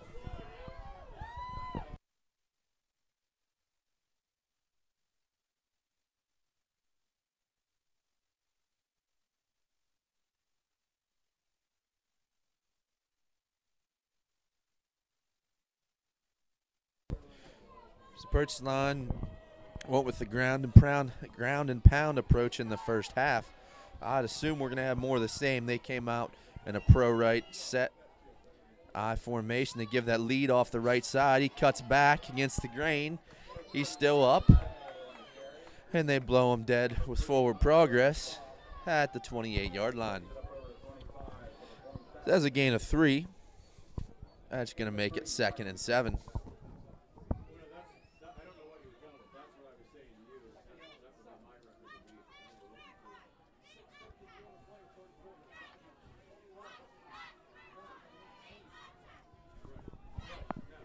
Same formation again. Tight end to the right in the I set.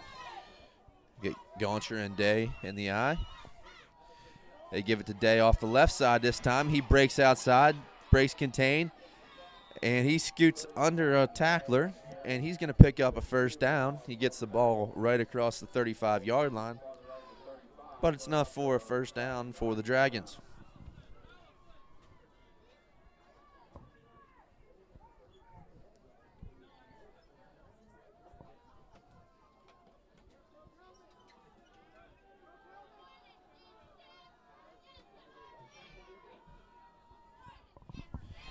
Same formation this time, pro red eye. Give it the fullback up the middle. He's pushing forward. Like Dalton Dickin on the tackle. Kind of had a suplex move there and threw him down. It's not quite wrestling season yet, but it'll work. Has a gain of 6 on that play. It's going to bring up 2nd and 4.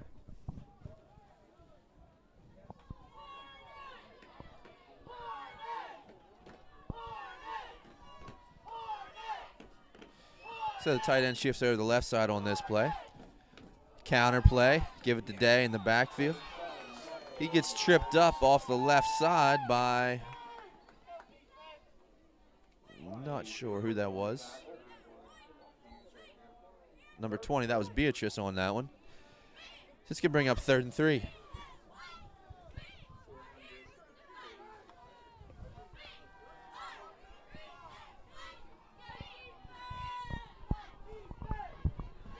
Tight end to the left again. They give it to Day. Ball's on the ground. There's a scramble. Hornets are pointing their ball. Dragons are saying 4th down. Purchase line recovered that. I tell you what, Isaac Watson must have had that timed up perfectly because he was in the backfield on the quarterback before he could even hand it off the tailback. That was a beautiful play on that by Watson to mess that up. Let's bring up 4th and 6, and Purchase line has to punt now. Snap's a little short. That's a terrible punt. Terrible punt. It goes about 10 yards, gets a little of a purchase line roll. They're going to have the ball at the 43-yard line. At the end of the day, that was only a difference of about 18 yards on the punt. So the Hornets responded well in this second half. They drove down the field and scored, and then they get a nice defensive stop. You can definitely feel the momentum in the game changing right now. Even though the Hornets are down, they definitely have momentum on their side. See if they can continue with that. They have like a power I set this time. They give to Beatrice off the right side. He busts through into the secondary, and he's pounding forward. He's going to pick up about 9 yards on that run. It's going to bring up 2nd and 1.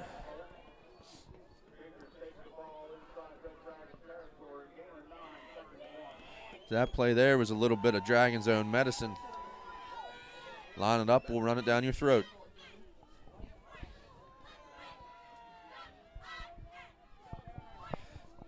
So we got 2nd and short this time. They come out in the 5-wide set. Trips to the top of your screen. Brower goes in motion. Oh, we got people moving all over the place here. I'm guessing this is going to be on Juniata Valley. I think this is going to be one of those false starts on half the offense. Yep. So that's going to move them up, or move them back 5 yards. It's going to bring up 2nd and about 7 yards on this one.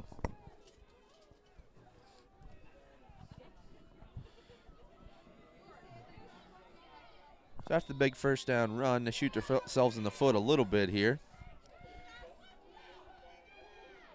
They still have the momentum. 2nd and 7 is not a terrible place to be. A little confusion coming out of the huddle this time. Some of them are still looking at their armbands. Now Beatrice lines up. They're in that 5-wide set. Under 10 seconds on the play clock. They fake it to Brower. Rupert keeps it off the right side after the fake. He picks up probably about 3 yards here. Gets the ball to the 50-yard line. That's going to bring out 3rd. We'll call it 3rd and 4.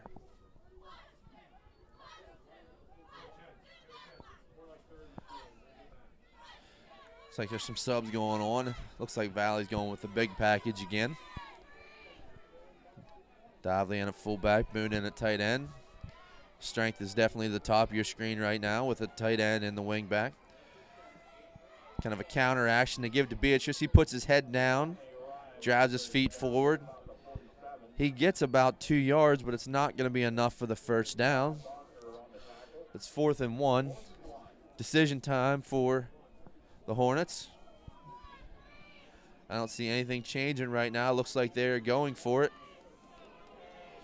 This is a big risk, big reward play right here. You get this, you definitely have the momentum. They stay with the big set. Rupert's under center.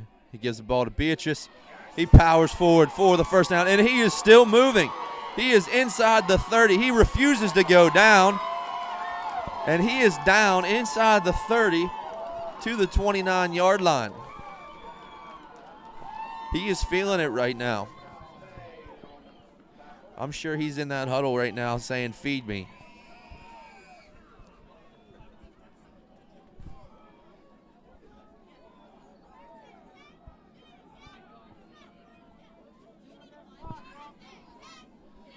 So after that big run, they're giving Beatrice a breather here. He deserves it. Give him a little drink of water and put him back in there. So they're staying in a heavy set. Now Watson's a fullback. Brower's the tailback. They give a toss to the weak side. He outruns a guy in the backfield.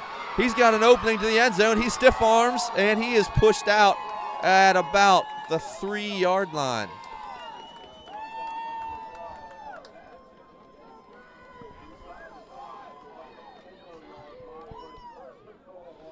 So the ball's going to be at the 4-yard line here. And they're calling a hold now. I didn't even see a flag on the field, so I'm not sure who called that one. Apparently there's someone around the 25-yard line because that's where they're running it off from.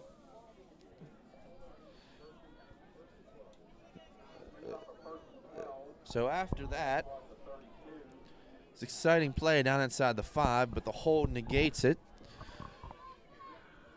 So now they have a 1st and 13 from about the 32-yard line. Seems to be a little confusion in the huddle right now for the Hornets.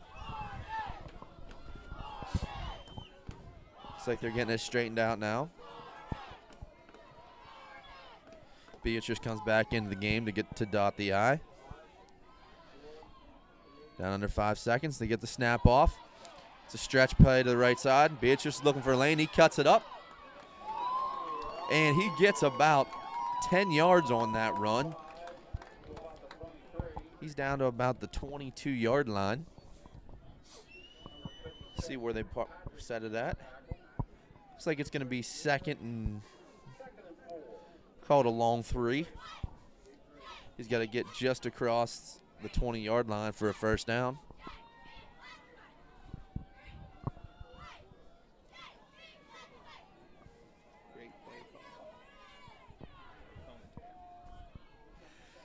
The heavy set again. They give the ball to Beatrice right up the gut.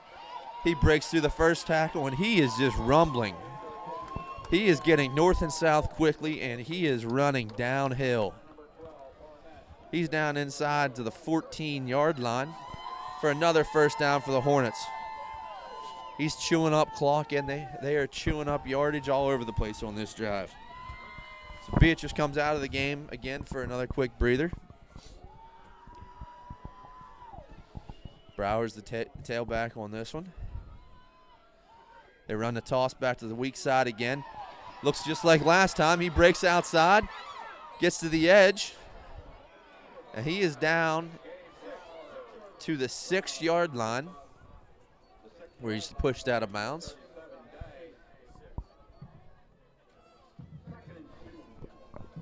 Looks like there's a little bit of a late shot on that one out of bounds, but it was uncalled.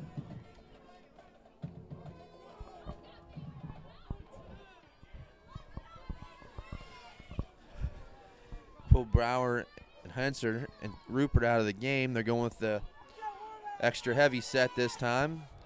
Musser in at quarterback. Got Beatrice and Dively and Watson in the backfield. Now they throw a flag. Guessing false start. Yeah, they're calling a false start. Not sure who that was on. That's going to be 2nd and 7.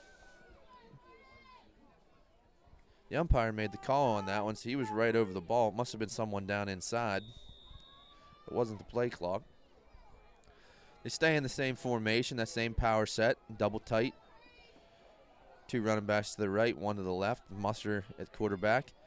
They run a power to the right. It's stacked up. There's no one there. He throws a pass to Beatrice, He powers his way down inside the 5 to the 1 yard line. And now there's a late flag coming in from the guy in the back of the end zone.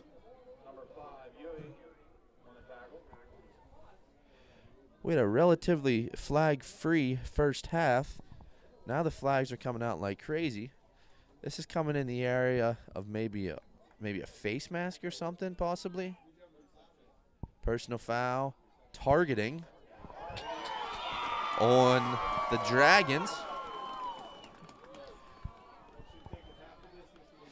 So this should be half the distance. It was already at the 1, so this is going to put it about the 1 yard line. So they call it targeting. Must not have been too bad because I don't see anyone getting ejected. Now the Hornets stay in the power set. I imagine we're probably going to see Musser take the snap off the right side again. There it is. He pushes in. They get a nice surge, and he is in. They're not putting their hands there. There, their hands are up. Took him a little while to signal it, but we could all see he was laying in the end zone.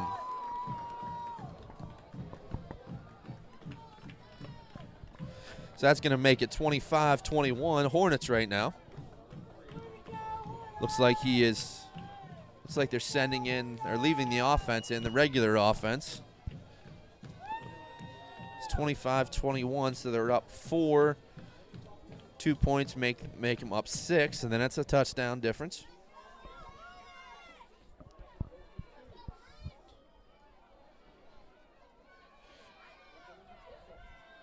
Got 2 wide receivers at the top. They send Brower in motion. They give him they fake the reverse to Musser. He's down inside the 1, and he gets stacked up and doesn't quite get there. So now there's 14 seconds left in the third quarter. Juniata Valley is up 25-21.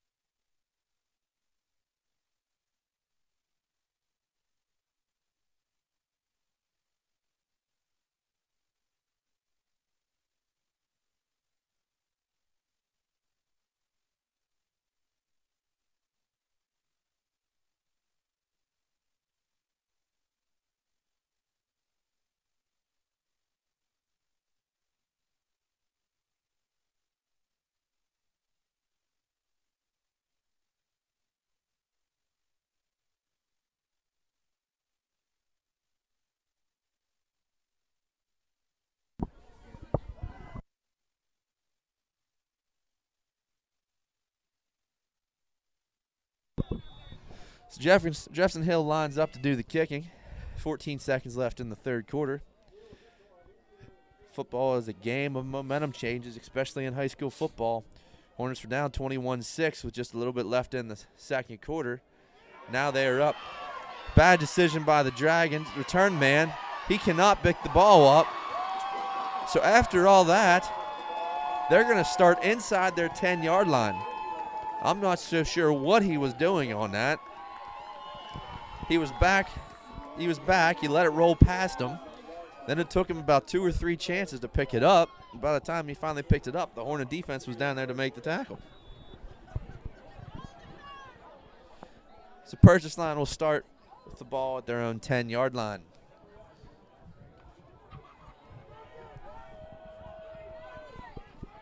It's like they abandoned the eye set. They're going back to, they got twins to the bottom of your screen. Give the fullback up the gut. And Showalter wrestles him down in the backfield. I think that's the first time that Gauncher's got the ball tonight that he's been stopped for anything less than about a 4-yard gain. So that's going to bring us to the end of the fourth quarter. And you can see Juniata Valley is definitely feeling it now. They're playing off of each other's momentum. See a lot of excitement on the sideline, a lot of excitement in the stands. And those boys are just feeding off this right now.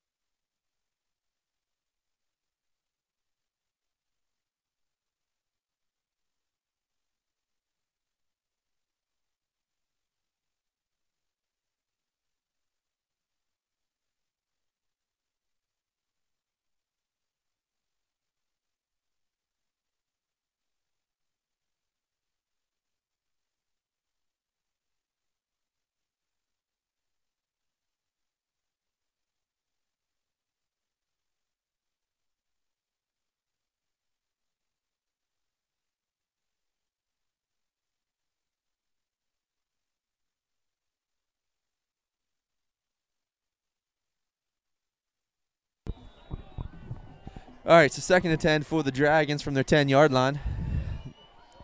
Get 2 wide receivers at the top. There's a lot of pointing going on down there, and we got a flag to stoppage. It's like a false start on the Dragons. I think it was their left guard on that play. So that's going to move them back even further. So right now they're the ones that are self-destructing a little bit.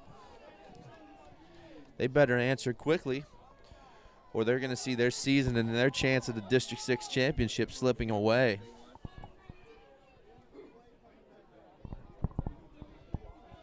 So now it's 2nd and 14.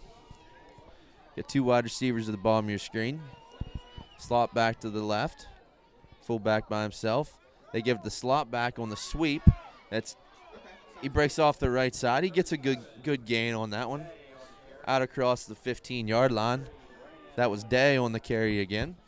He gets about 11 or 12 yards. And that's going to bring up 3rd and 5 for the Dragons. Maybe a little less than 5. We'll call it 4.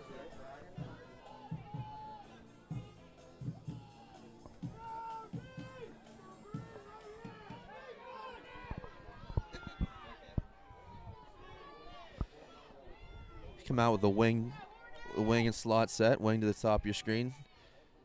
The guy in motion. They give it to the backside slot man. He gets run down in the backfield. That was by Grant Musser, I believe. That's going to bring up 4th and 4. So now decision time for the Dragons. I know they want to go for it right now since they're playing from behind, but that's too deep in your own territory to even consider that. So they're going to line up to punt this one away.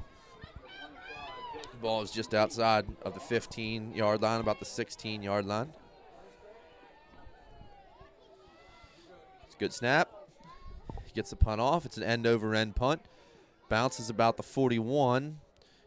Takes a good Dragons roll, and it rolls dead about the 44-yard line. And that's where the Hornets will take over. 1st and 10. They have the 4-point lead. There's 10:31 left in the 4th quarter.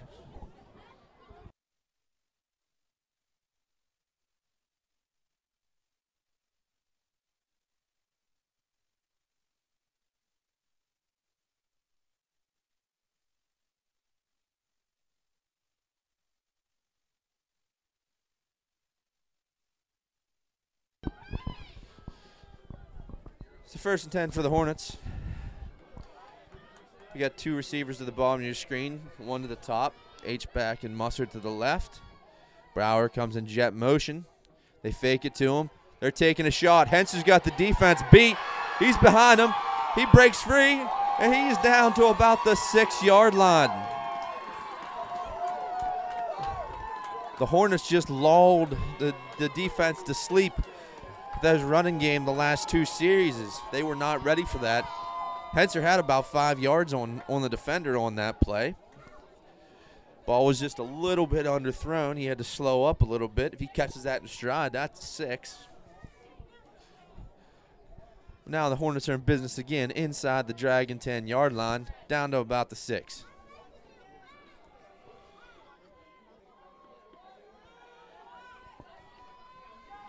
Now they go with the heavy set again.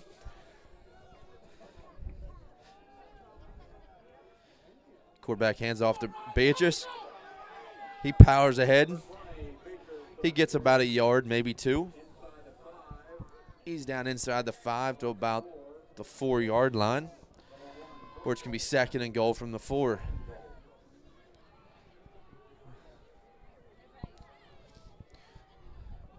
A few more substitutions going on here. Beatrice and Dively running out of the game. Brower and Watson into the game. Get the eyes set. I'm gonna guess toss sweep to Brower in this situation. There it is, toss sweep to the right. They string it out well, but he cuts it up underneath. He loses a yard here.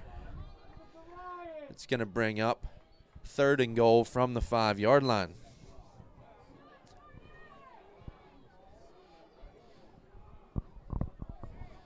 Beatrice comes back into the game now. He seems to have the hot hand right now. I wouldn't be shocked if they go back to him on this 3rd and 5.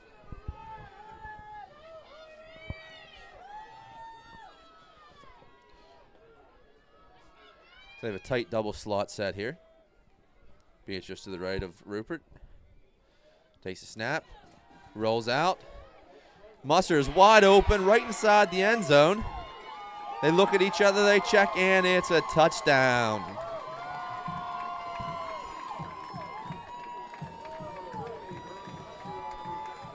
They faked it to Beatrice there. Rupert gave him a little spin on the fake for good measure. And Musser is standing all by himself right inside the pylon. Rupert delivered it, and the Hornets go up. They're up 10 now.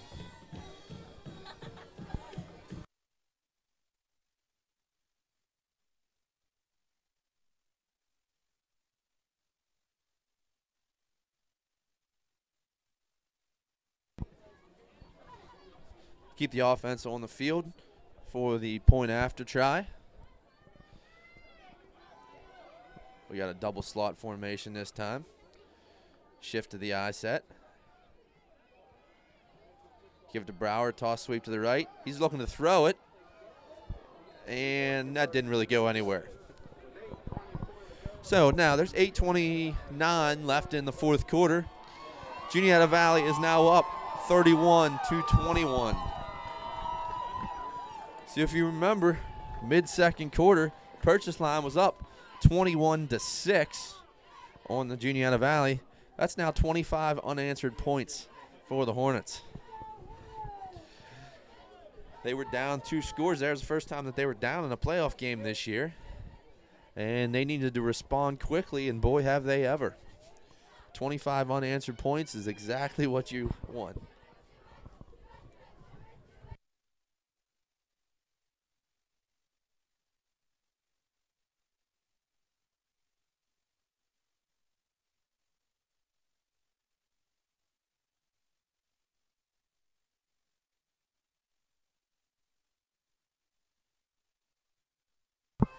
Getting ready to kick off again.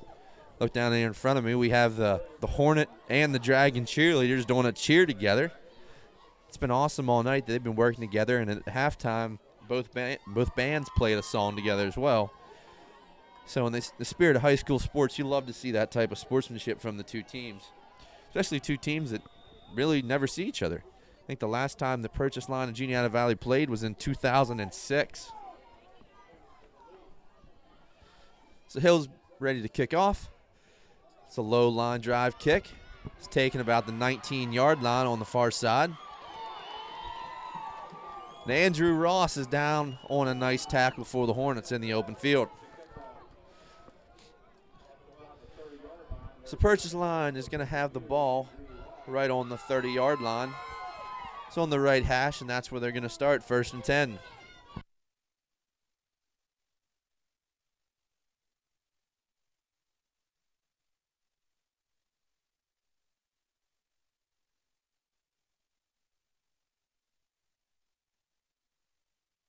It's 1st and 10 Dragons. We got 2 receivers at the bottom of your screen, one at the top. They give it to the big fullback up the middle. He's powering ahead. He's throwing Hornets off of him. And he gets about 5 yards. The ball comes out. At least I thought it did. It looked like Beatrice had the ball for a second. Then I think he got it back. So that's a gain of about 5 for Gauncher. It's going to bring up 2nd and 5. The clock ticks down, under 8 minutes left in the game. So we have official timeout here. Official is sending Musser off the field. Not sure why. Must have a little cut, showing a little blood on his elbow. They're taping it up on the sideline, so I'm sure he'll be back in the next play. Same formation, Twims to the bottom, single receiver to the top. Slot back to the right. He goes in motion. Quarterback falls down, but he pitches it back to the tailback. He picks up about 4 yards. That was Day on the carry. He gets out to about the 39-yard line. It's going to be 3rd and 1.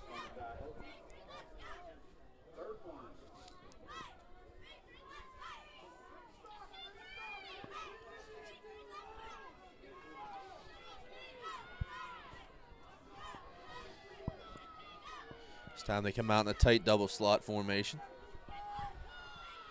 Hornets are stacking the line of scrimmage. They give it to Gauncher up the middle. He's driving forward. I think he didn't get much, but he did get enough for the first down. Got about 1.5 yards there. He's a big load to break down, but he's not running quite as hard as he did in the first half. Getting a little tired. He's running a little more straight up and down. He needs to run behind those pads when he's a big boy like that. So you get twins at the top of your screen. Second receiver in a slot back to the bottom. Hornets are in a 5-man set on the line of scrimmage. And I think that would be on offsides by Dalton Dick, the nose guard. Unless someone moved. Yep, that's going to be encroachment offsides by the Hornets. So that's going to be 5 yards. That's going to be frustrating as a coach, too, especially when it's your nose guard and he is right over the football. So now it's going to be 1st and 5. So you get twins to the top of your screen, single receiver to the bottom of your screen. Slot back goes in jet motion. Quarterback drop backs a pass. He's got time. He's looking, surveying the field. Now he's running out of time. Rand misses. Showalter misses. Now he finally throws the ball, and Johnson picks it off, but he was unable to get his feet down in bounds. Boy, that could have been a nail in the coffin right there if he was able to get his feet down. So now it's going to be it's going to be 3rd and 5 now. No, I'm sorry, 2nd and 5. So there was the offsides. So 2nd and 5 for Purchase Line. Ball at the 46. We got 6:06 remaining in the game. So Purchase Line's going to have a little bit of a sense of urgency here on this drive because it is still a 2-score game right now. 2 wide receivers to the top, 1 to the bottom. Slot to the left. Jet motion, looks a lot like the last play. Drops back to pass, there's pressure in his face right away. He cannot get the pass off, and he is taken down by a swarm of Hornets. Looks like Watson, Rand, Dick, and Kurtz were all in there on that one.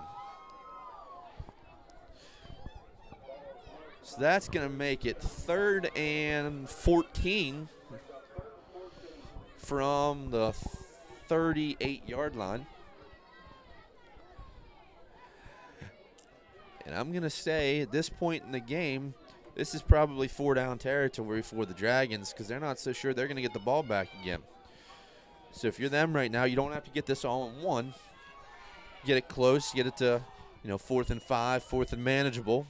You're a lot better shape. They run rocket sweep to the left side.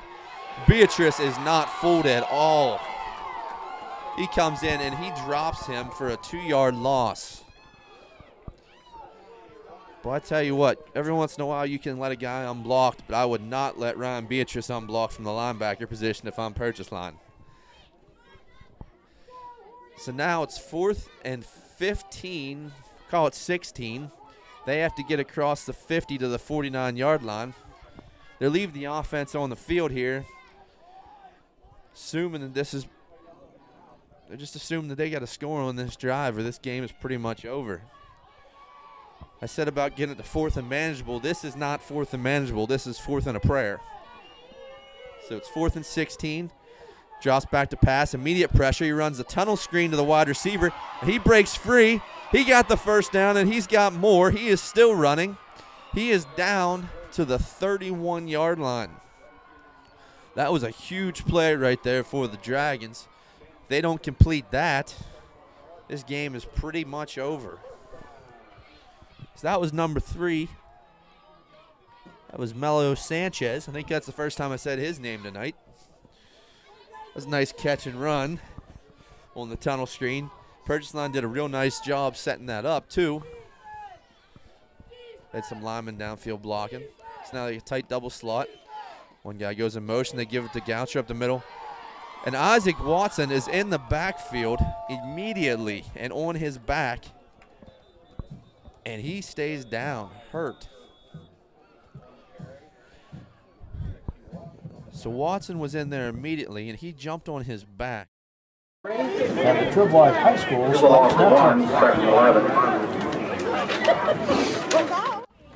was in pain because that ball came out of his hand as soon as he was on the ground.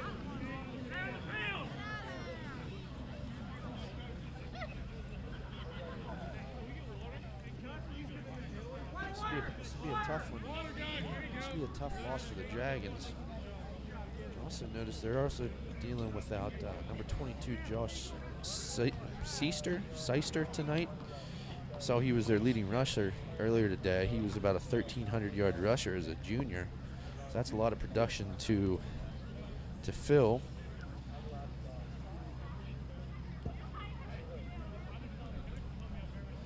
So now that's number 35, Colin Gauncher, down on the field right now. A couple of his teammates coming out to help him. Hope whatever it is, and he just twisted wrong or something. I hope it's nothing serious. A couple of his teammates and the training staff are out there right now. They're taking him off the field. He's walking very gingerly. Looks like he doesn't want to put any weight on that left leg. I hope for his sake he's going to be all right.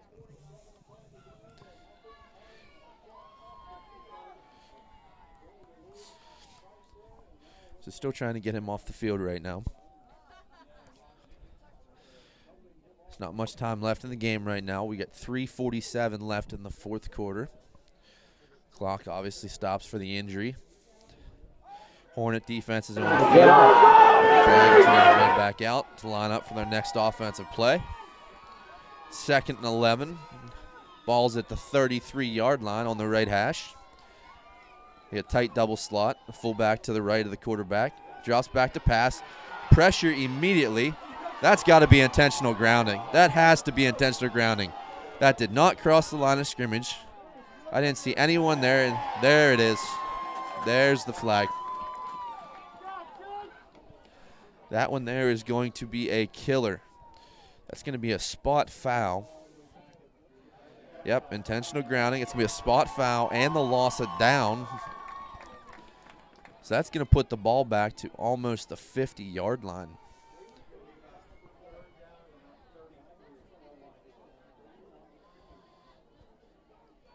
Just so everyone knows, if you're a little confused with that rule, in high school you can't just throw the ball away. They call it intentional grounding. It has to get a couple things. One, it has to get past the line of scrimmage, and it has to be in the vicinity or even in the direction of a eligible receiver. That's a loss of down. It's 5 yards from the spot. So it's the 50-yard line where he threw it away, and they take an additional 5. So now we're looking at 3rd and 34, also known as 3rd and a country mile. That's what I said earlier about 3rd and 4th down and a prayer. This is definitely getting into prayer time now. They come out in 2-by-2 set. The bleachers are rumbling with the Hornet fans cheering. They run a tunnel screen to number 3 again. He gets some of it back. Musser was the first one that was not full on that. He got a piece of him and slowed him down. So the clock ticks under 3:20 to play. Ball's going to be at the 48-yard line, and boy, they still have a long way to go. And I can tell you right now as a play caller, there is not many plays in the playbook that are designed for 4th and 26 with the season on the line. They still have 3 timeouts. I'm a little curious they didn't take a timeout here to talk about this one. Make sure they get this play call right because, ladies and gentlemen, this is the ball game right here. We got 2-by-2 set, fullback to the right. Quarterback drops back to pass. There's a 3-man rush, but they still get pressure. There's a hold in the middle, it looked like. They didn't call it. And he does not get the ball out of his hands. That is Jace Rand. He got initially held on the play, and then he fell down, got back up, kept on hustling, and he was able to chase down the quarterback. There's only a 3-man rush on that play, so there was great coverage on the backside.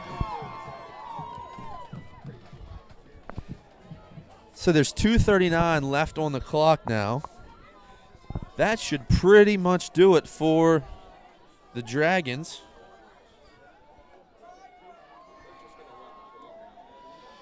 I assume we're going to see the Hornets are going to run the ball here. Dragons are going to try to get a stop and burn those timeouts, try to get the ball back. The power eye right. Give the ball to Beatrice off the left side. He gets stacked up. 2-yard gain. Going to be a timeout by the Dragons.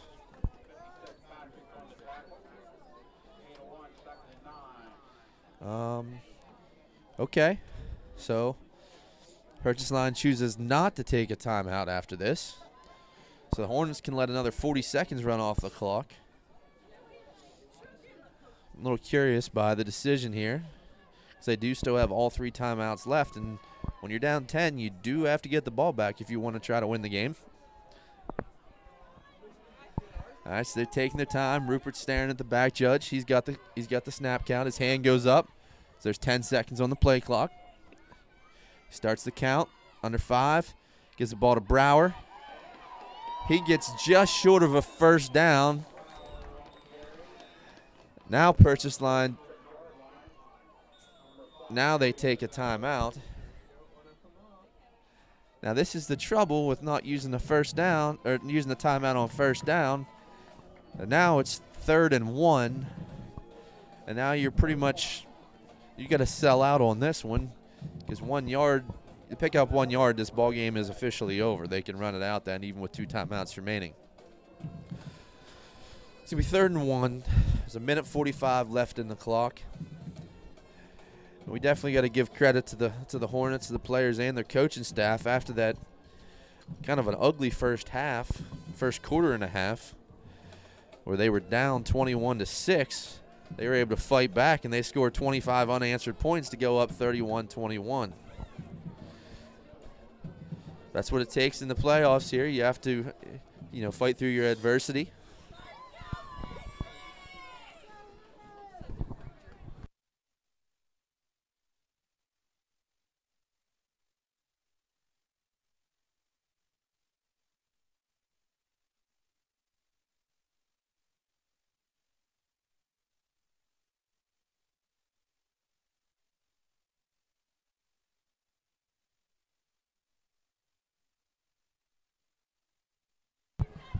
All right, so 3rd and 1. They pick up this first down here. They got double tight set. They pick up this first down. The game is going to be over. Rupert powers ahead on the quarterback sneak. That was a 7-yard pickup on the quarterback sneak. That's designed to be a one, maybe 2 yards if you're lucky play. And he sneaks right through there, picks up the first down. So they can pretty much run this clock off now. Stop the clock momentarily to move the chains, but it is running again. We're at 1:26 left on the clock. Purchase Line still has those 2 timeouts in their pocket. I'm sure they're going to burn them at some time. You can't take them with you. So watching the back judge, under 10 seconds on the play clock. Snaps the ball, pitches it to Brower to the right side. Cuts upfield, stay in bounds, and he runs out of bounds. Now there's a little bit of a late extracurricular activity. A little bit of frustration for Purchase Line. Purchase Line player pushed Brower. Was mouthing off to the Hornets sideline. One of his teammates tried to pull him back. He pushed his own teammate in the chest.